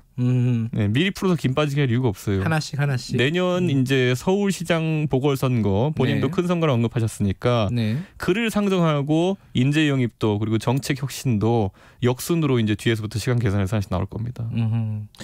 그리고 또 하나가 북핵 이제 사실은 이제 대북 관련된 그 입장이 굉장히 중요하잖아요. 그건 뭐 진보 쪽도 마찬가지고 보수 쪽도 마찬가지인데 보수는 특히 더 그게 더 아이덴티티 아니었겠습니까? 이 부분은 좀 변화가 있나요? 제가 2012년에 이 정강 정책할 때 제가 그 당시 제가 정강 정책 개정위원이었거든요. 김종인 위원장이 위원장이고 그거 보면요 내용은 거의 다 비슷합니다. 다만 순서 조정이 있습니다. 그러니까 정강 정책 큰 틀에서는 보면은 항상 보수 정당은 안보 평화 통일 이걸 맨 위에 넣거든요. 그런데 이제 그게 약간 뒤로 밀려나고 외교 부분이 뒤로 밀려나면서 경제 부분이 앞으로 전반적으로 올라오는 것이 김종인 비대위원장의 보통 생각이거든요. 그러다 보니까 저는 안보의 내용 자체는 지금 아직까지 제가 완벽하게 전문이 확정된 것이 아니기 때문에 제가 뭐 확답 못 드리겠지만은 분명히 한미동맹 얘기 나올 것이고요. 그리고 기본적으로 뭐 평화통일. 다만 평화통일이라 하면 상호중의를 기반으로 한 힘을 통한 외교 뭐 이런 보수의 큰 틀 안에서 어차피 돼 있을 거고요. 다만 이제 복지나 경제의 순위가 좀 위로 올라가는 것 정도의 차이가 있을 것이다 이렇게 봅니다. 그게 뭐 대북 관계나 이런 부분에 대해서는 큰 틀에서는 변화는 없을 것이다. 다만의 순서 조정이나 이런 부분들이 있을 것이다. 그리고 지금까지 이제 뭐 민주당 쪽에서 여당 쪽에서 하던 일련의 어쨌든 그 통일 정책이 성과가 좋았다면은 그거로 좀 반영할 수도 있겠지만은 지금 다시 이제 도로 복귀되는 모양새거든요. 대북 관계가. 그렇기 때문에 뭐 그것에 크게 신경 쓸 이유는 없어 보입니다. 지금. 당명은 바꾸는 건가요? 저도 이제 뭐 가안이라고 해서 몇 개 나온 건 들었는데 그냥 말 그대로 억지로 짜낸 안들이기 때문에 아직까지 뭐 그렇게 심각하게 타이밍은 안 정해졌어요? 언제쯤 바꿀 거다? 저는 뭐 빨리 바꿔야 되지 않을까라는 생각하는 게 저만 해도 지금 제가 미래통합당 된다면 명함을 안 파서가지고 들고 다닙니다. 예, 당명 바뀌면 해야지. 아하. 예. 진짜 빨리 바뀐다는 얘기네요, 그죠? 그렇죠. 아무래도 통합당이라는 이름 자체가 과거에 민주당도 통합민주당, 민주통합당이라는 당명을 썼던 적이 있지만은 선거를 앞둔 임시당명의 색채가 좀 강합니다. 예, 그래서 브랜드 제대로 된 걸로 이제 장사해야지. 이제. 너무 빨리 자주 바꾼다는 비판에 대해서는 어떻게 생각하세요? 근데 애초에 미래통합당이라는 것 자체가 제 생각에는 오히려 이렇게 오래 존속되고 있는 것 자체가 좀 약간 의아스럽다. 선거용이었다? 아무래도 통합이라는 단어는 뭐 그렇다 봅니다, 저는. 정치권 현안 좀 해보죠. 지금 제일 뜨거운 게 부동산이에요. 예. 이 부동산 상황 이게 사실은 뭐 뒤에 뭐라 그러죠? 이게 뒤에 그 백보드 그 파랗게 바꾸고 지성준 의원의 말 이래갖고 뭐 부동산 안 떨어집니다. 이렇게 얘기했잖아요. 그거를 그 뒤에다 로고로 박아버렸더라고요. 그러니까요. 그거 어떻게 보세요? 그게 이제 저희 이제 김수민 홍보본부장이 작업한 건데 네, 파격적이고요. 저는 이거 할 거라는 걸 사전에 예고를 들었습니다. 네. 어떤 의견 내셨어요? 저는 젊은 세대의 입장에서는 통쾌하게 생각하는 사람이 있을 것이고 아무래도 전통적 보수 중에는 우리는 그래도 항상 가 쓰고 이렇게 도포 입고 다녀야 된다라고 생각하는 분도 있을 것이고 근데 뭐 저는 새로운 시도 괜찮다 봅니다. 근데 그만큼 부동산 문제가 중요하다고 지도부에서 판단했다는 거잖아요, 지금. 그렇죠. 상황에서. 그리고 이제 저희 야당이 가장 걱정하는 지점은 정부가 어렵게 지금 이제 공급 확대책으로 방향을 틀었거든요. 근데 공급 확대책의 수많은 방법 중에서 가장 비현실적인 것만 붙들고 있는 상황이 오지 않았으면 좋겠습니다. 예를 들어 서울에 이제 그 신축 아파트를 공급하자는 얘기가 나왔을 때 보통 그린벨트 해제 그리고 재건축 재개발 뭐 이런 정도 있고 이번에 또 새로 나오는 뭐 공공유휴부지 활용 뭐 태릉 골프장이라든지 이런 것도 있을 텐데 저는 그린벨트는 애초에 좀 말이 안 됐다 이런 생각을 해요. 왜냐하면 강북 지역 이렇게 봤을 때 당장 노원구에 그린벨트 많다 맨날 이렇게 그래픽 나오고 있지만은 그거 불암산이랑 수락산이에요. 진짜 무슨 돌산에다 아파트 지을 거 아니면은 의미 없는 그런 수치고요. 다만 이제 이번 정부는 지금까지 해놓은 말이 많아가지고 야당 시절부터 재건축 재개발에 대해 가지고 전향적인 자세를 취하기 어렵습니다. 그럼 이제 결국 이렇게 저렇게 몰려가가지고 태릉 골프장이니 아니면 무슨 뭐 지하철 차량 기지니 이런 말들이 나올 거거든요. 근데 이게 전 근본적인 대책일까? 약간 그렇기 때문에 통합당 입장에서는 좀 전공법으로 가라. 이제 도시 재생의 의미로 해가지고 지금까지 뭐 뉴타운 사업에 대해서 반대하고 이렇게 했던 거 알지만은 결국은 도시 재생 사이클에 따라 가지고 재건축 재개발도 검토해야 된다. 근데 여기서 제가 참 특징적이었던 게 이재명 지사가 끼어들었어요. 재건축 재개발 및 용적률에 대해 가지고 다소 이제 전향적인 발언들을 했거든요. 이재명 지사는 당연히 정책적 판단에서 그런 말들 했겠지만은. 이번에 무죄 취지의 어떤 파기환송과 더불어 가지고 이게 상당히 이재명 지사의 발언들이 저희와는 다른 의미로 중도화를 향해 가고 있는 것 아닌가 다소 그런 생각을 좀 하게 됩니다. 좀 연장선에 있는 얘기인데 김태년 민주당 원내대표가 수도를 옮기자 청와대 국회 다 옮기자 이렇게 국회 연설에서 얘기를 했어요. 그 김정인 위원장은 뭐 약간 일축했다고 할까요? 뭐 이렇게 했는데 여기에 대해서는 어떻게 생각하세요? 아니 이게 무슨 노무현 대통령 때부터 추진되었던 지방 분권, 탈수도권의 어떤 일환으로서 한 연장선이었다 그러면은 저는 뭐 그래 철학적으로 이해하겠다. 근데 이게 어떻게 보면은 그 부동산 정책 비슷하게 나온 거 같지는 굉장히 안타깝다. 이제 왜냐하면 지방 분권과 어쨌든 일자리를 지방 분산시키는 거 완전 다른 개념이거든요. 그런데 저는 그 부분에 있어 가지고. 만약에 지금 이제 이런 이전을 추진하려고 하면요. 지난 10년여가 실제 이전을 해가지고 성과가 어땠는지를 봐야 되거든요. 지금 이미 정부 부처의 3분의 2 정도는 세종시 내려가 있고요. 그리고 뭐 다른 어떤 혁신도시로도 지방 공기업 같은 것들이 이전되고 이랬는데 이것들이 과연 수도권 과밀 해소하는데 아주 효율적이었느냐. 이 평가가 돼야 나머지를 옮길 수 있는지 이제 보는 거 아닙니까? 예를 들어 지금 제가 봤을 때는 뭐 글쎄요. 남아있는 기관 중에 외교부, 국방부 이런 것들을 옮길 때 처음에 옮기지 말아야 될 이유를 장황하게 설명했던 것들이거든요. 갑자기 옮길 이유가 생긴 것도 아니고 국회는 저는 이제 보면 국회에 이제 뭐 돈 들여서 옮긴다고 하지만 그게 과연 어느 정도의 일자리를 이전시킨 효과가 있을 것인가 제한적일 것이라 보거든요. 저는 뭐 김태현 원내대표께서 뭐 아이디어 차원에서 얘기하셨겠지만은 어떤 철학적 근거를 바탕으로 하시는 건지가 좀 궁금하다. 근데 이제 거꾸로 얘기하면은 제대로 안 했기 때문에 제대로 안 옮겼기 때문에 효과가 없다 이렇게 볼 수도 있는 거 아니에요? 3분의 2 정도 갔으면 제대로 간 겁니다. 그런데 여기서 성과가 지금까지 다소 미흡하다고 하면은 저는 뭐 지금 3분의 2 정도 정부 기관이 옮겨가가지고 주말 부부 양산됐다 이렇게 있는데 주말 부부가 부족하다는 생각하시면 더 해도 됩니다. 네. 알겠습니다. 행정수도 뭐 행정수도라는 표현을 쓸 수도 있고 안 쓸 수도 있는데 어쨌든 국회나 이런 거 옮기는 거는 게 지금 뭐 효과적이지 않다 이런 말씀이시네요. 부동산 대책은 아니었으면 좋겠습니다. 이게 적어도. 네, 알겠습니다. 자, 지금 재보궐선거 이제 보궐선거가 되겠죠. 서울하고 부산은 지금 민주당에서 후보를 내니 많이 논란들이 좀 있잖아요. 야당 입장에서는 어떻게 생각하십니까? 저는 내야 된다 보고요. 내야 된다고 보세요? 거꾸로? 아니 어차피 이분들이 안 낸다고 해서 저는 끝까지 안 낼 거라 보지 않습니다.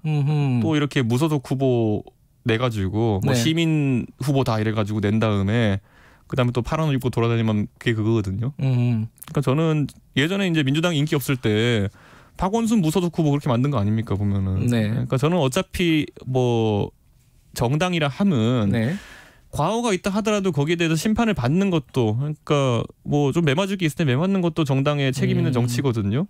예전에 뭐 새누리당이 탄핵 사태를 겪은 다음에 대선 후보를 내니 많이 이런 얘기가 있었지만은 결국 냈어요. 그것도 둘로 갈라져서 둘이나 냈어요. 그러니까 저는 그런 의미에서 민주당도 당연히 내야 되는 것이고 이게 뭐 다른 형식으로 페널티가 있는 것이면 모르겠습니다. 예를 들어 귀책 사유가 있는 정당에서 득표율을 마이너스 10% 한다 이런 규정이 있으면 모르겠는데 그게 아닌 이상 정정당당하게 서로 내가지고 겨뤄야 되는 거고 저는 어떤 박원순 시장이나 오거돈 시장의 그 개인적인 과오가 정당에 귀속된다고 보진 않습니다. 비슷하게 박근혜 대통령의 과오가 정당에 귀속된다 이렇게 보지도 않고요. 다만 이제 좀 더 나은 비전을 갖고 경쟁해야죠. 재밌네요.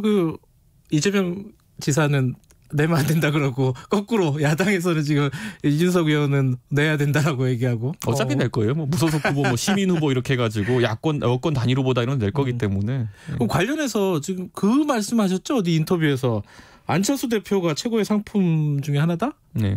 서울시장 후보로? 제가 진짜 그 안철수 대표 최측근이랑 얘기하고 나가지고 그분들은 오히려 그런 생각을 하고 있구나라고 해서 제가 소개했더니만은 안철수 대표는 최측근만 믿을 거 없다 이렇게 얘기하셨어요. 근데 뭐 최측근 듣기 약간 서럽겠네요. 가능성이 있다고 보세요? 안철수 대표는? 저는 안 대표나 아니면 이재명 지사 같은 경우에는 많은 분들이 가장 큰 장점으로 꼽는 것이 지금 거론되는 대선 주자군보다 한 5년 정도 나이가 젊다라는 것. 네, 저는 사실 국민의당이라는 당이 당세가 지금 약하기 때문에 제가 최고의 상품이라 묘사한 거는 결국에는 안철수 대표가 이끌어야 되는 당인 거거든요. 그렇다고 했을 때 바로 대선으로 간다 했을 때 그 동력이 좀 생길 수 있을까라는 의구심이 들었었기 때문에 저는 뭐 그런 얘기를 했던 것이고. 근데 어쨌든 남의 당이잖아요. 미래통합당은 어떤 후보군들이 있습니까? 뭐 얘기 나온 사람이 오세훈, 뭐 김동연, 김세연, 뭐 나경원, 뭐 엄청 많이 나와요. 다들 가능성이 있는 주자라고 보십니까? 저는 서울시장 후보로 다 손색이 없는 분들이다 이렇게 보고 있고요.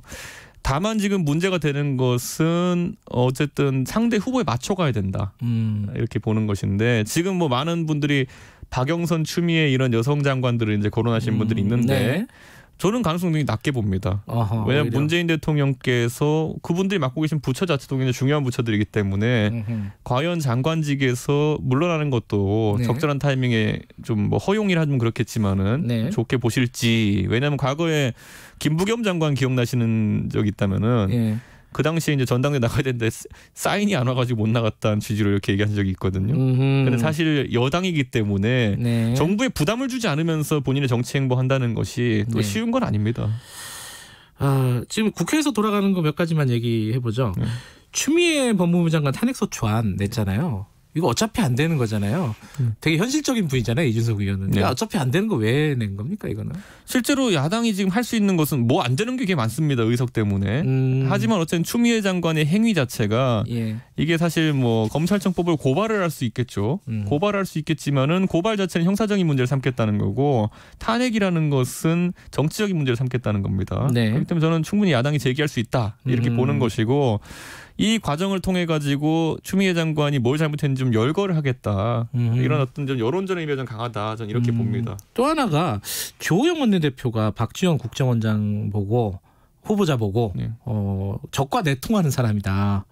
이 워딩이 굉장히 좀 센 워딩인데 대통령도 여기에 대해서 약간 우려의 목소리를 어제 얘기했습니다. 이건 좀 과한 거 아니냐 이런 지적에 대해서는 어떻게 생각하세요? 뭐 내통을 하시는지는 전혀 모르겠습니다. 저는 아닐 거라 봅니다. 네, 아닐 거라고 보세요? 네. 아니 왜냐하면 박지원 장관이 뭐 국정원장이신데 내통하면 안 되죠. 그런데 다만 북한과의 친소관계가 굉장히 있을 것이다. 그게 하나의 기대거든요. 그러니까 사실 내통이란 단어는 사실 우리가 아니라 그쪽의 입장에서 우리 쪽에 이제 뭔가 한다는 얘기인데 반대 우리 쪽 입장에서 긴밀한 관계를 통해 가지고 우리 쪽 입장을 관철시킬 수 있다면은 저는 좀 그런 식으로 외통했으면 좋겠습니다. 외통했으면 좋겠다. 그러니까 주호영 원내대표 발언은 좀 부적절한 거 아니냐 이 얘기에 대해서. 그런데 이제 박지원 장관 자체가 저희 보수 입장에서 봤을 때 이 대북 문제에 있어서는 주적이군요. 주적. 북한은? 아니 박지원 장관이. 박지원 후보자가 주적이라고요? 이건 뭐 그분이 잘못해서 이런 게 아니라 보수층 전반이 이제 북한에 대해서 이제 대북 정책에 갖고 있는 인식이 햇볕 정책에 대한 부정적인 인식이 있지 않습니까? 그런데 그것의 상징적인 인물이 되시다 보니까 주적처럼 인식되어서 그런 것이지. 제가 봤을 때는 이게 뭐 이런 어떤 정책적 이견을 통해 가지고 청문회 낙마시키고 이러기 쉽지 않습니다. 뭐 도덕적인 결함이 아닌 이상. 알겠습니다. 어쨌든 뭐 지금 뭐 약간 정치적인 공세였다 이렇게 그 워딩 자체는. 애초에 햇볕 정책 주적이라니까요, 저희. 알겠습니다. 주적이다 햇볕 정책은. 마지막 간단하게 하나. 지금 이제 그 대선 지지율이 막 요동을 치고 있잖아요. 이재명 지사 막 약진하고 있고 윤석열 총장도 계속 올라가고 있어요. 나올 거라고 보세요? 요거 하나만 여쭤보고 마무리하죠. 저는 보수 쪽으로는 어렵지 않을까. 오히려. 네. 아니 그 유승민 대표는 탄핵 때 찬성표 던졌다고 해가지고 그 배신자라고 그분들이 그러거든요. 그 태극기 부대 이런 분들이. 그럼 박근혜 대통령을 감옥에 넣은 사람은 뭐라고 해야 됩니까? 네. 그러니까 지금은 이제 문재인 정부와 맞서는 것처럼 추미애 장관 맞서는 것이 주 행보로 부각되다 보니까 그런 생각을 하시는 거지. 이분들 입장에서는 그 박근혜 대통령을 감옥에 넣은 사람에 대해 가지고 표를 던지느냐는 또 다른 철학적 문제일 겁니다. 알겠습니다. 보수 쪽에서는 쉽지 않을 것이다. 뭐 저는 괜찮습니다. 그렇게 생각하는 분들이 있을 겁니다. 가능성의 문제. 알겠습니다. 여기까지 드릴게요. 고맙습니다. 네, 감사합니다. 미래통합당 이준석 전 최고위원이었습니다. 공정하고 깊이 있게 오늘 하루 이슈의 중심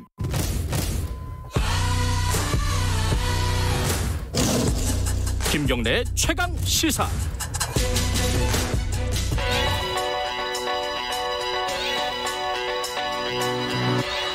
최강 시사 김수민의 눈.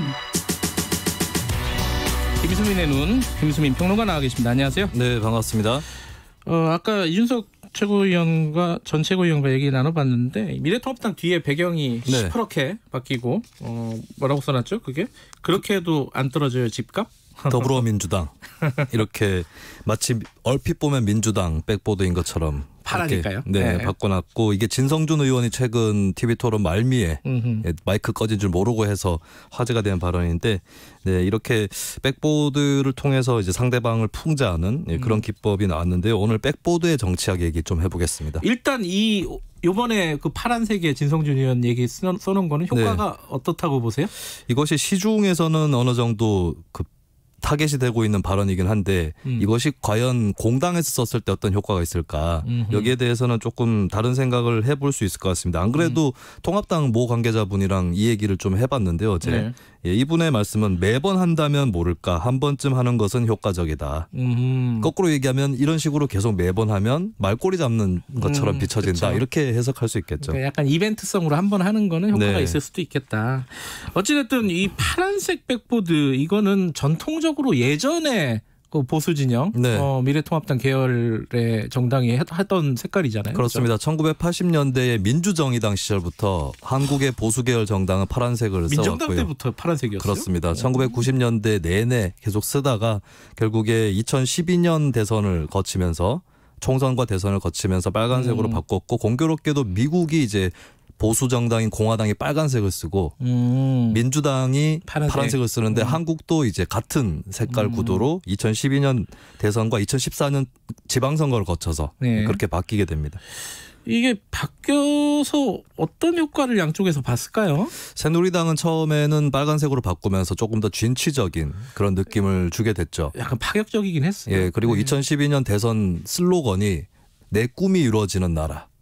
라고 하는 네라고 하면은 1인칭이 들어가는 뭔가 개인주의적인 슬로건이기도 했고요. 좀 젊어 보이는 효과는 있었어요. 민주당 쪽에 사람이 먼저다도 괜찮은 슬로건이었는데 예, 그것보다 한술 더 떠서 이렇게 우리는 알고 보면 이렇게 진취적이다. 이런 효과를 주기도 했었고 그런 슬로건과 어우러졌고 또 빨간색이 겨울에 선거하기에 괜찮아요.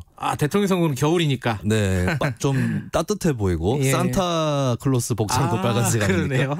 네. 그런데 이렇게 좀 새누리당이 색깔을 바꾼 효과를 누리다가 2014년, 2016년 총선 이렇게 선거가 진행되면서 민주당이 파란색을 쓰기 시작했는데 거꾸로죠. 민주당이 파란색을 쓰면서 좀 안정감이랄까요? 기존에 없던 이미지를 좀 더 획득하는 그런 효과를 또 누리기도 했습니다.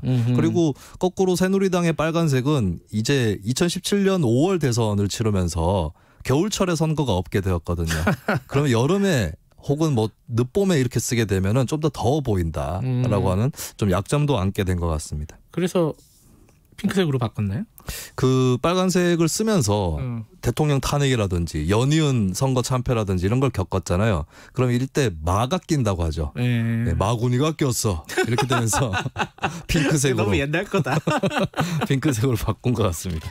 이게 저기 그 색깔도 색깔인데 아까 뒤에 진성준 의원 문구를 넣었다고 했는데 그 슬로건이 더 중요할 때도 있잖아요. 그렇습니다. 2016년 총선 때부터 백보드가 중요하게 취급을 받은 것 같아요. 특히 조동원 씨 2012년 대선 때 새누리당 영입돼서 공신처럼 됐죠. 그러면서 이제 백보드를 도입을 했는데 잘못 쓴 사례를 만들었어요. 처음에. 그래요?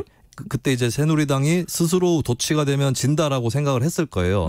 그러면서 네티즌들의 뼈아픈 지적들을 다 백보드에 문구로 넣었는데 네, 하필이면은 김무성 대표 머리 위에 정신 차리자. 한순간 훅 간다. 이런 비슷하네, 문구가 이런 문구가 새겨지면서 더 희화화될 수 있는. 기억나요. 네, 이게 이제 오히려 불길한 미래를 암시하는 역효과가 아니었을까. 반면에 당시 야당이었던 민주당, 국민의당 이쪽은 백보드를 쓰긴 했지만 좀 이렇게 강하거나 뭐 비판적인 문구를 그렇게 많이 쓰지는 않았었습니다. 백보드 문구 중에 좀 인상적인 거, 긍정적인 측면에서 어떤 게 있었을까요? 이게 사실 찾아보면은 그렇게 이게 대박이다라고 싶은 그런 거는 별로 없었고요. 그래요? 네. 그나마 이제 제가 꼽아볼 만한 것은 이게 같은 문구를 두 당에서 내걸었는데 박근혜 최순실 게이트 때 해시태그하고 그런데 최순실은 이게 이제 해시태그가 백보드에 들어간 것은 처음 있는 일이었고 SNS 세대들한테 익숙한. 그런데 이것은 사실 이 정당들이 만들어낸 게 아니라 이미 SNS에서 유행을 하고 있었던 문구였죠. 그거를 그냥 충실히 받아 아는 게 그나마 무난한 선전한 문구였다라고 봅니다. 이게 어떻게 이 백보드 색깔이나 뭐 문구나 어떻게 하는 게 효과적일까? 평론가로서 보시기에는 어떻습니까? 그러니까 저도 사실 뭐 정당에서 홍보 본부장 역할을 한 적이 있었는데 이게 정치 광고는 상품 광고하고 다른 것 같아요. 상품 광고는 스스로 잘 개발을 해내면 히트를 할 수도 있는데 정치 광고는 여러 가지 조건들이 맞아 떨어져야 되는 거거든요. 그래서 거꾸로 어떻게 하면 좋은가를 따지기 전에 어떻게 하면 안 되는가. 그것부터 피해가는 게 좋을 것 같습니다. 그러니까 특히 누군가를 비난하려다가 그 비난하는 메시지가 이제 본인한테 돌아가는. 그럴 가능성도 있죠. 그러니까 발화자에게 부정적 이미지가 씌워지는 그런 효과를 피해야 되는데 예컨대 자유한국당이 예전에 민주당 공격을 하면서 절대 권력은 절대 부패한다. 우리도 그래서 망했다. 라고 하는 백보드 문구가 있었거든요. 근데 기억에 남는 건 우리 망했다예요. 그리고 거꾸로 풍자당할 수 있는 아이디어도 피해야 되는데 국민의당 바른정당 합당 때에 달걀 노른자가 2개 있는 쌍란 이 그림이 백보드에 올라왔는데 그래요? 쌍란이 나오면 보통 재수가 좋다 이렇게 생각을 하잖아요. 근데 그 노른자 2개 있는 걸 보고 사람들은 이거 한 지붕 2가족 아니냐. 합쳐지지 못하는 거 아니냐. 평생 못 합쳐지겠구나. 그래서 이런 거꾸로 풍자당할 수 있는 소재는 피하는 것이 좋겠습니다. 지금 PD가 사진 하나 올려줬는데 저희가 잘못했습니다. 이것도 있었군요. 네. 어떻게 한 20초 남았는데 어떻게 해야 된다고 보세요? 이거 저 마지막으로 평론가로서. 최근 양당의 아이디어를 드리자면 일단은 두 정당 다 똑같아요. 지금 기세를 올리고 타정당 공격을 할 때는 아닌 것 같습니다. 여당 같은 경우는 부동산 문제 때문에 민심이 나쁘고 야당 통합당 같은 경우는 총선 참패로 자기 반성을 계속 요구받고 있거든요. 그래서 좀 큰 글씨라든지 위압적인 느낌을 좀 피하고 오히려 여백의 미를 살리면서 성찰적이고 긍정적인 문구를 당분간 쓸 때다. 각 당은 참고하시기 바라겠습니다. 김수민의 눈이었습니다. 고맙습니다. 예, 감사합니다. 2부는 여기까지 하겠습니다. 잠시 후 3부에서 뵙고요. 일부 지역국에서는 해당 지역 방송 보내드립니다.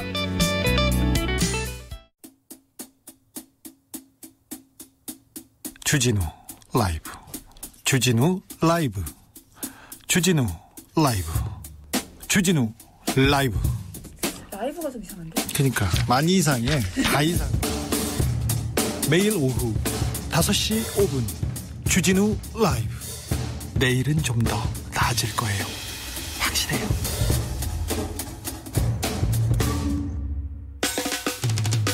오태훈의 시사본부. 오태훈의 시사본부. 오태훈의 시사본부. 오태훈의 시사본부. 오태훈의 시사본부. 오태훈의 시사본부. 평일 낮 12시 20분 KBS 44기 성우들과 함께 듣는 오태훈의 시사본부. 점심 먹고 시사 한입. 지금 시각은 8시 30분입니다. KBS.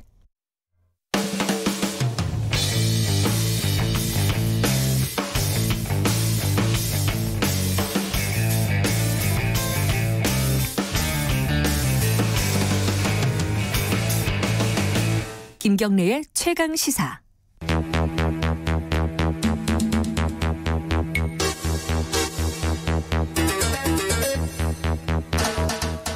사건의 이면을 들여다보고 깊이 있게 파헤쳐보는 시간입니다. 추적 20분 두 분 나와 계십니다. 박지훈 변호사님 안녕하세요. 네, 안녕하세요. 박지훈입니다. 그리고 한겨레신문 김한 기자님 안녕하세요. 네, 안녕하세요. 오늘은 고 박원순 서울시장 사망과 관련된 사건 진행 상황을 조금 점검해보는 시간? 뭐 이 정도로 좀 생각을 하고 준비를 했는데 이게 조금 뭐랄까 전반적으로 좀 지지부진한 느낌이 있어요. 진행이 별로 안 되고 있다는 느낌도 있고 그리고 갈래가 좀 여러 갈래라서 좀 보는 사람 입장에서는 어디서 뭘 하는지도 좀 헷갈리는 부분이 있고 요거부터 먼저 좀 정리를 해보죠. 이제 일단 갈래로 보면 경찰, 검찰, 서울시 이 세 가지죠. 세 가지가 각각 뭐 어떻게 다른 거예요? 약간 지금? 달라요. 네. 일단은 이제 그 성추행 부분 혐의 사실은 지금 공소권 없음이 될 수밖에 없는 상황이기 때문에 경찰청장도 그렇게 얘기했죠. 진상조사단에서 이제 꾸려서 지금 하고 있는 그런 상황이고. 그건 서울시. 예. 유출 부분이 있어요. 예컨대 고소 사실이 미리 유출돼서 그 특보를 통해서 알려졌다. 뭐 정확한 내용은 아직 확인이 안 되고 있습니다. 그렇죠. 의혹이죠. 그 부분도 지금 조사가 진행 중입니다. 그거는 검찰인가요? 예, 검찰에서 지금 하려고 하고 있고요. 그리고 한 가지 또 있어요. 뭐 직무유기라든지 뭐 어떤 성추행 사실에 대해서 방임했거나 묵시적 방조했던 부분, 무마를 이 부분도 수사를 지금 진행하고 있는 그런 상황입니다. 그건 경찰에서요. 그럼 검찰 수사는 아직 시작 단계는 아니죠? 그냥 준비하고 있는 단계죠? 네, 아직 뭐 뚜렷하게 뭐 참고인을 불러서 조사한다든지 이런 것들이 노출되진 않았고요. 지금 현재로서는 이제 경찰의 수사, 그러니까 묵인과 방조가 있었는지 여부에 대해서만 좀 진행이 되고 있는 상태입니다. 그건 어차피 수사 대상이 서울시 관계자들일 거 아닙니까, 그죠? 그렇죠. 정무라인도 포함해서. 네네. 임순영 전 특보가 어저께 출석을 해서 새벽까지 조사를 받은 것으로 지금 보도가 나오고 있고요. 뭐 굉장히 오래 조사를 했더라고요. 이제 새벽 3시 넘어서 나온 것 같더라고요. 9시부터 3시니까요. 그렇게 밤샘 조사 요새 잘 안 하는데 그죠? 본인이 원했던 것 같아요. 한 번에 끝내자 이럴 수도 있겠네. 자정이 되면 가시고 싶으면 가시라고 다시 하자고 이렇게 보통 그러죠. 요새는 인권 뭐 이런 것 때문에 그죠? 그러니까 이제 언론 어떤 그런 것도 좀 부담스러웠을 것 같고요. 그러다 보니까 밤에 시작했고 새벽에 종료가 됐는데 그럼에도 뭐 기자들도 또 가 있었더라고요. 저는 이른 밤인 줄 알았어요. 기자들이 많이 있더라고요. 그죠? 뭐 관심을 보여주는 거라고 생각이 드는데, 그러니까 임순영 전 특보 경찰도 그렇게 얘기를 해요. 임순영 전 특보만큼 뭐 다른 참고인에 비해서는 훨씬 비중이 높다. 그러니까 사실 그러니까 그 얘기는 뭐냐면 임순영 전 특보에 대한 조사를 통해서 서울시가 이 문제를 어떻게 인지했고 그 과정, 그러니까 예를 들면 박원순 시장이 사망하기 하루 이틀 전의 과정에서 어떻게 움직였는지가 사실 다 나올 수밖에 없거든요. 그러니까 그런 측면에서 보면 서울시의 어떤 그러니까 뭐 그 이전부터 묵인이나 방조가 있었는지 여부는 뭐 다른 분들에 대한 조사가 필요하겠지만 그 사망 사건에 대한 조사는 임수정 특보에 대한 조사로 가름이 사실 가능한 상황입니다. 지금 수사 상황이 뭔가 공유가 됐다거나 이런 건 없죠. 발표가 됐다거나 보도가 됐다거나. 그렇죠. 그 부분은 이제 지금 뭐 보도된 바에 따르면요. 저희도 뭐 정확하게 알 수는 없지만 고소보다 더 빨리 보고가 됐다고 하거든요. 고소 시간이 예컨대 4시면 3시 정도에 오후 3시 정도에 임수정 특보가 불미스러운 일이 있다고 합니다라고 이렇게 보고를 했다 하기 때문에 사실은 고소 사실이 뭐 아니면 정확하게 뭐 정보가 빼져가지고 전달됐다 이 부분은 지금 확인이 안 되고 있는 그런 상황입니다.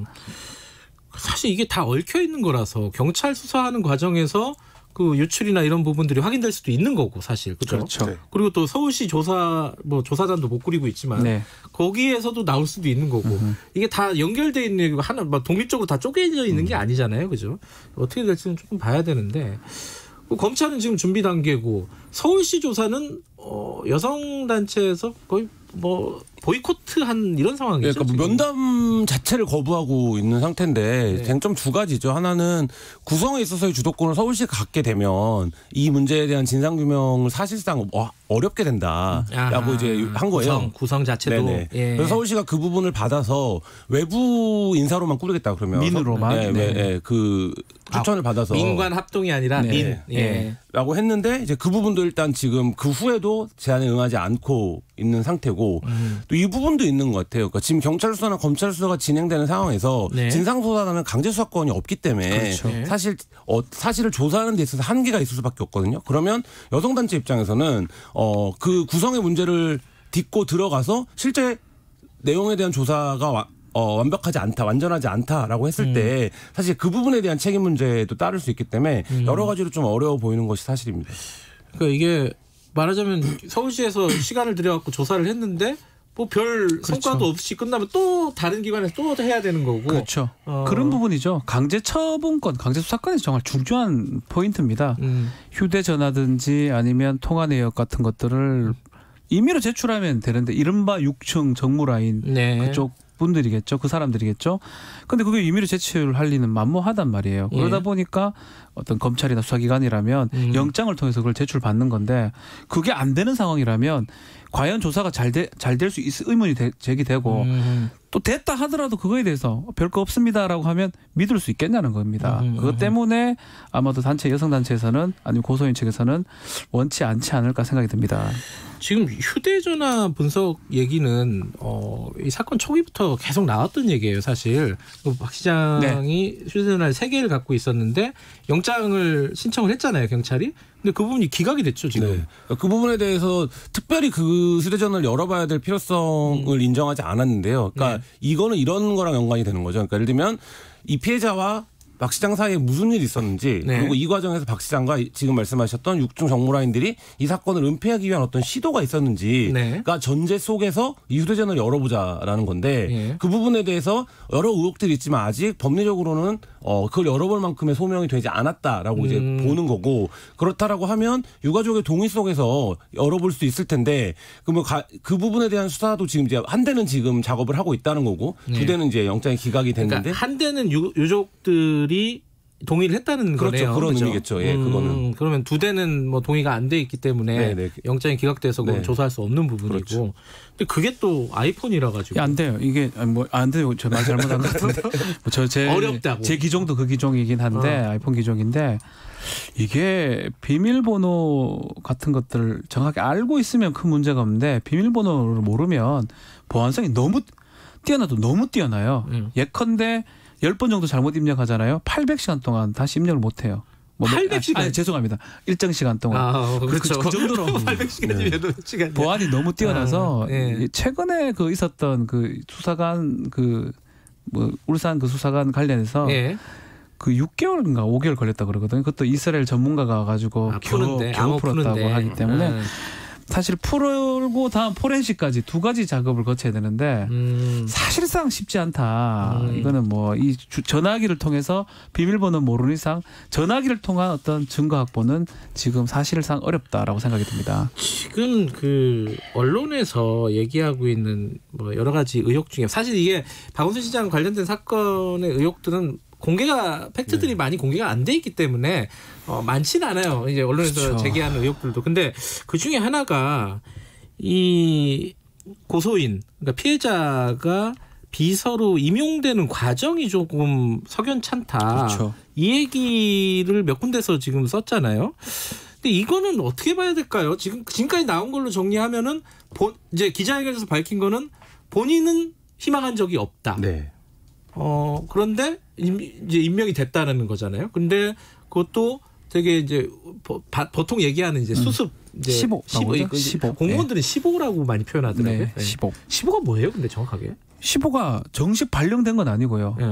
인턴 같은 개념이라고 보입니다. 인턴 정도의 인턴이지만 개념? 바로 정식 발령으로 발령을 앞두고 있는. 그게 그 15 신분 단계에서 비서실로 발령이 난 것이다. 뭐 이렇게 좀 얘기가 나오고 있습니다. 이 부분은 뭐 이례적이다? 뭐 이런 정도의 의혹제기죠, 이게? 그러니까 실제 뭐 이전에 어땠는지 그리고 비서를 임용되는 과정들이 어땠는지를 앞선 사례들을 좀 봐야 이 사례가 굉장히 이례적인지 아니면 뭐 이런 것들을 판단할 수 있을 텐데 사실 이제 그런 부분들에 대한 정보는 아직 제공되고 있지 않아서 뭐 이게 얼마나 뭐 이례적인 일인지 그리고 일각에서 제기하는 것처럼 특정인을 이미 염두에 두고 발탁한 게 아니냐 이런 의혹도 지금 제기가 되고 있는데 그 부분도 앞서 말씀드린 것처럼 이 비서실을 어떻게 그러면 그동안 구성해 왔는지 그러니까 박원순 시장이 워낙 재임이 길었기 때문에 그렇죠. 그 부분은 좀 확인이 돼야지 이 부분은 판단할 수 있을 것 같습니다. 이건 참 저희들이 갖고 있는 팩트들이 그렇죠. 없고 공개되어 있는 것도 적어가지고 참 얘기하기가 조심스러워요. 잘못 얘기했다면 큰일 날 수 있고요.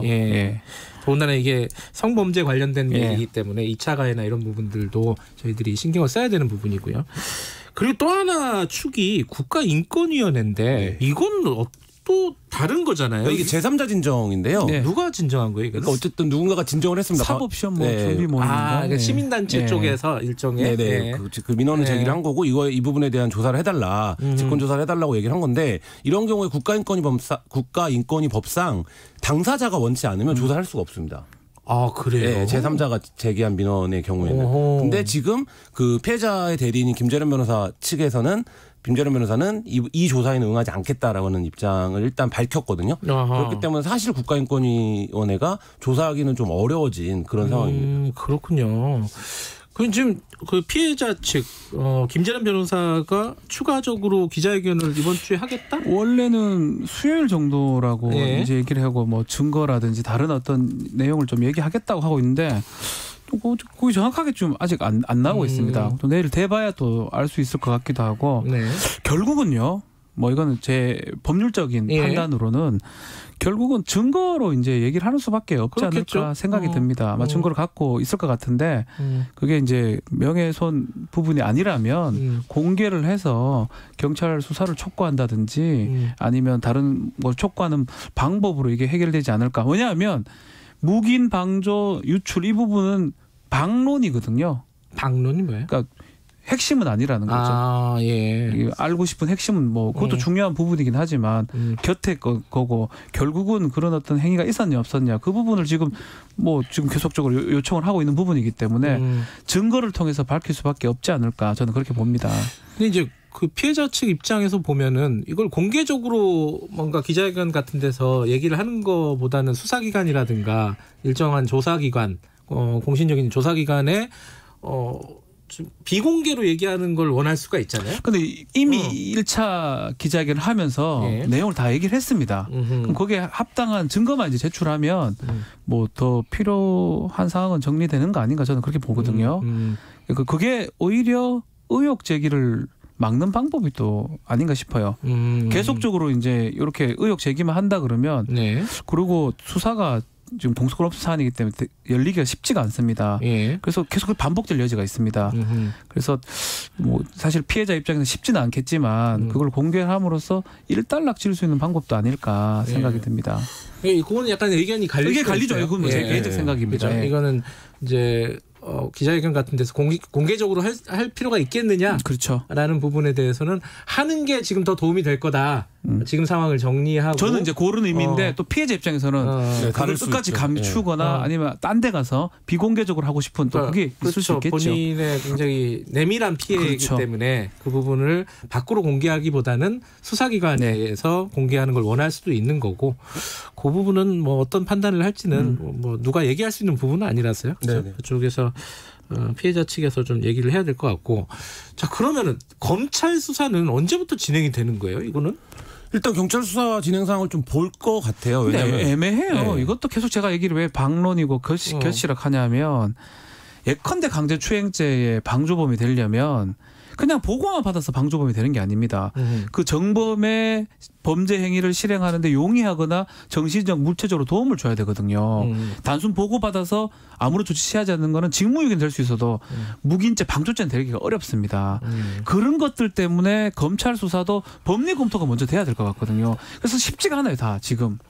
이게 그냥 우리가 아는 정보로 한다는 거는 만만치가 않다 생각이 듭니다. 경찰이 수사를 어느 정도 해서 송치를 하고 검찰이 됩니다. 하는 방식도 있겠네요. 그죠? 수사 그러니까 전반적으로. 말씀드렸던 대로 무기인가 방조가 있었다라는 거가 확인이 돼야 되거든요. 그렇죠. 그러니까 그 부분이 확인이 경찰 수사를 통해서 결국 돼야 되기 때문에 검찰 입장에서는 무기인가 방조가 있었고 그래야만 이 수사가 유출되는 과정들에서의 어떤 논리적 인과관계를 구성할 수 있기 때문에 일단 그 부분에 대한 진상이 규명되는 것이 우선이라고 보여지고요. 만약에 그 부분에서 서울시가 여러 가지 성범죄를 예방하기 위한 자체 매뉴얼들을 갖고 있었습니다. 그러니까 그 매뉴얼들이 작동하지 않았거나 혹은 누군가가 그 매뉴얼의 작동을 멈추는 데 관여했다. 이런 부분들이 드러난다면 그 부분은 이제 말씀하신 대로 직무유기라든지 아니면 공무상의 어떤 책임을 물을 수 있는 상황입니다. 이게 조사하는데 누가 조사하는 주체 자체도 지금 굉장히 혼란스러운 상황이라서 정리가 좀 필요할 것 같습니다. 이 부분은. 쉽지가 않습니다. 예. 다음 주에 이번 주에 상황 어떻게 진행이 되는지 좀 지켜보죠. 오늘 말씀 두 분 감사합니다. 감사합니다. 예, 박지훈 변호사님 그리고 한겨레 신문 김한 기자님이었습니다. 김경래 최강시사 듣고 계신 지금 시각은 8시 45분입니다. 이 시각 교통정보입니다. 수도권 위주로 정체가 뚜렷한데요. 영동고속도로 강릉 방향 서창분기점에서 월곡분기점 부근과 둔대분기점에서 부곡, 또 용인휴게소에서 양지터널 부근까지 밀리고요. 인천 방향 안산에서 서안산 사이 정체입니다. 경부고속도로 서울 방향 수원 일대 3km 구간과 서울요금소에서 판교분기점, 달래내에서 반포까지 막히고요. 부산 방향 한남에서 서초, 신갈분기점에서 수원 부근 정체입니다. KBS 교통정보센터였습니다.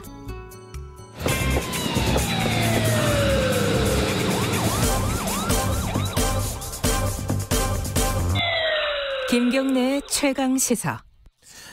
네, 코로나19 바이러스가 국내에 처음 유입된 지가 딱 6개월 됐습니다. 이게 1월 20일 정도로 잡을 수가 있는데 이번 주로 반년이 됐죠.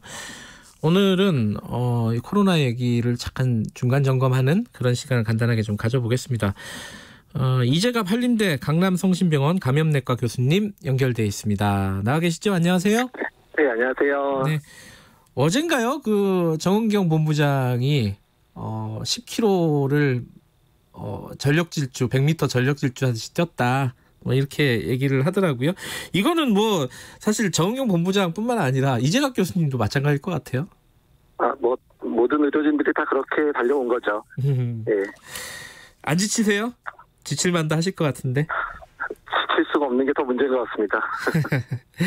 자, 이게 몇 가지 좀 여쭤볼게요. 지금 국내 확진자가 많이 줄었다는 보도도 있고 그럼에도 불구하고 여기저기서 소규모 감염 확산이 계속 벌어지고 있다. 약간 이중적으로 보여요. 뉴스가. 지금 상황을 어떻게 봐야 되나요? 이재갑 교수님의 의견은 어떻습니까? 사실 어제 환자가 좀 줄었잖아요. 예. 근데 이미 어제 낮에 서울에서도 그렇고 광주에서도 그렇고 집단 발병이 또 있었거든요. 네. 그래서 어차피 지금과 같은 상황이 아마도 계속 지속될 가능성이 높아 보입니다. 네. 조만간 국내 확진자가 0으로 갈 그럴 확률은 거의 없겠네요. 그렇죠. 뭐냐면 우리나라 내에서도 이런 집단 발병이 계속 일어날 거고요. 네. 더 문제는 외국의 상황이 나쁘다 보니까 또 외국에서 또 들어오는 분들도 있을 거고 그런 상황이기 때문에 어쨌든 우리나라 내부 또 전 세계적인 상황이 같이 좋아질 때를 기다려야 될 것 같습니다. 지금 미국도 상황이 굉장히 안 좋고 일본도 안 좋아지고 있잖아요.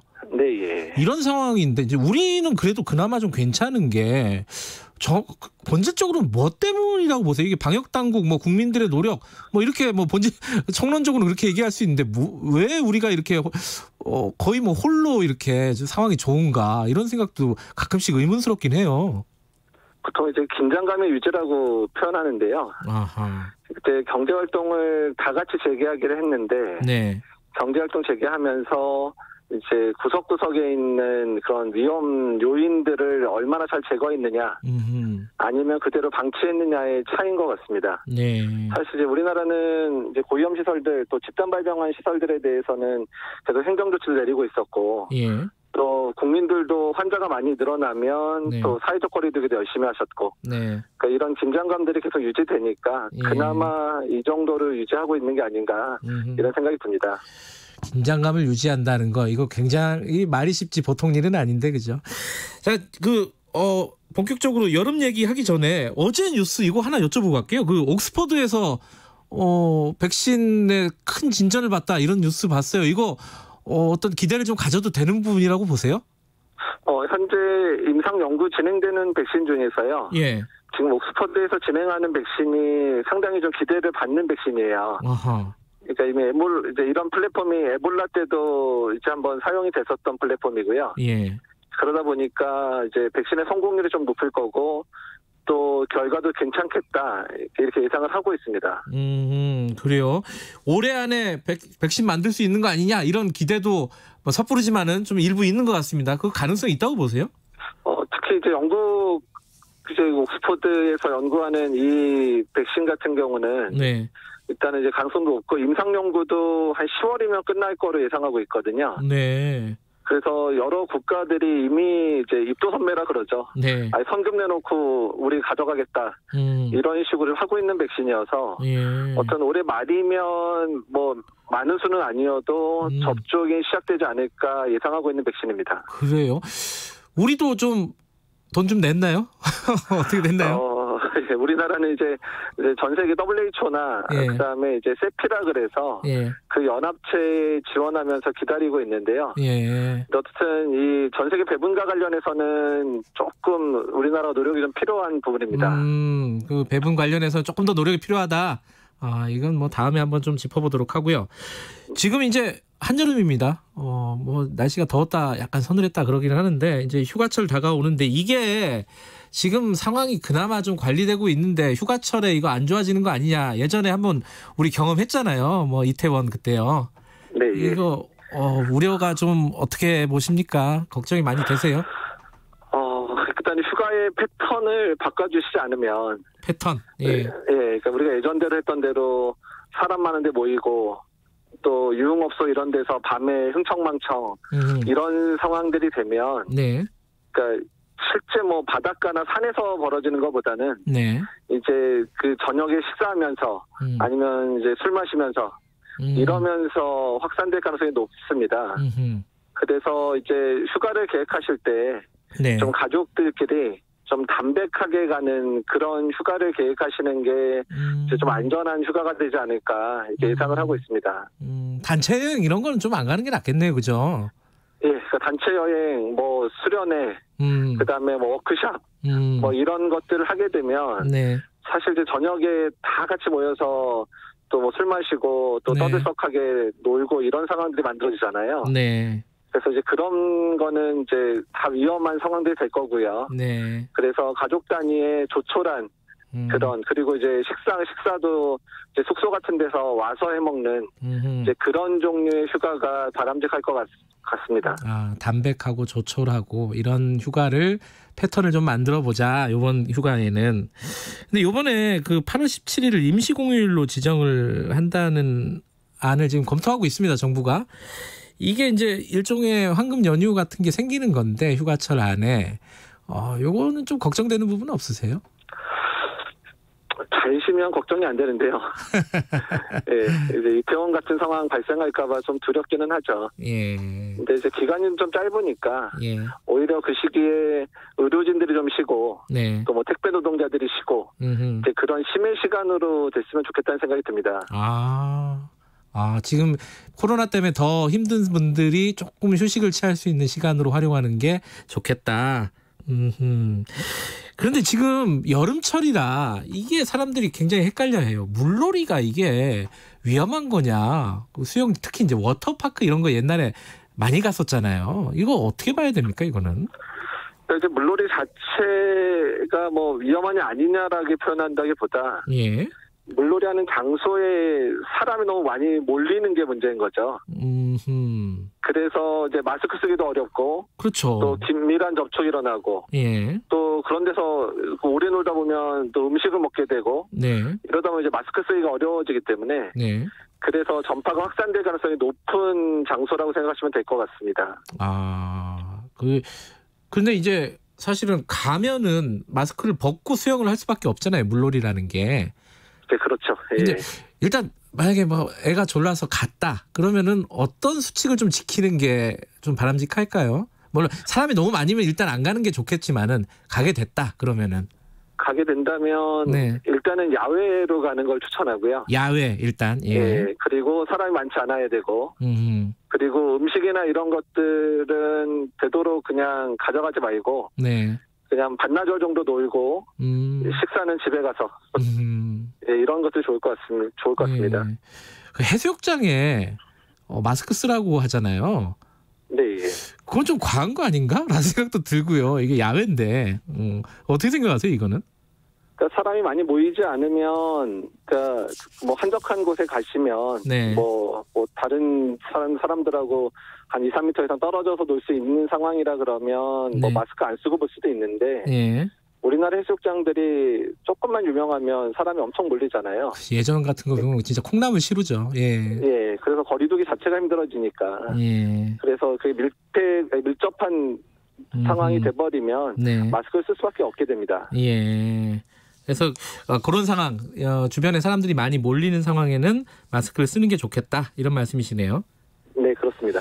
마지막으로요. 지금 이제 우리가 사실 위험 요소들을 하나씩 경험도 하고 미리 선제적으로 대응도 하고 이렇게 해서 관리하고 있는데 지금 보이는 좀 위험한 곳들은 어디라고 보십니까? 뭐 계속 말씀드리는 부분이 동일한데요. 예. 그러니까 실내 공간에 사람이 많이 모이는 공간은 어디든 위험할 수밖에 없거든요. 네. 근데 이제 구체적으로 찾아내기가 힘들다 보니까 예. 이제 시민들께서 본인들이 봤을 때 위험하다고 생각되면 방역 당국에도 좀 신고를 해주시고 네. 또 내부에서도 그런 조건들을 해결하는 노력들이 있어야 될 것 같습니다.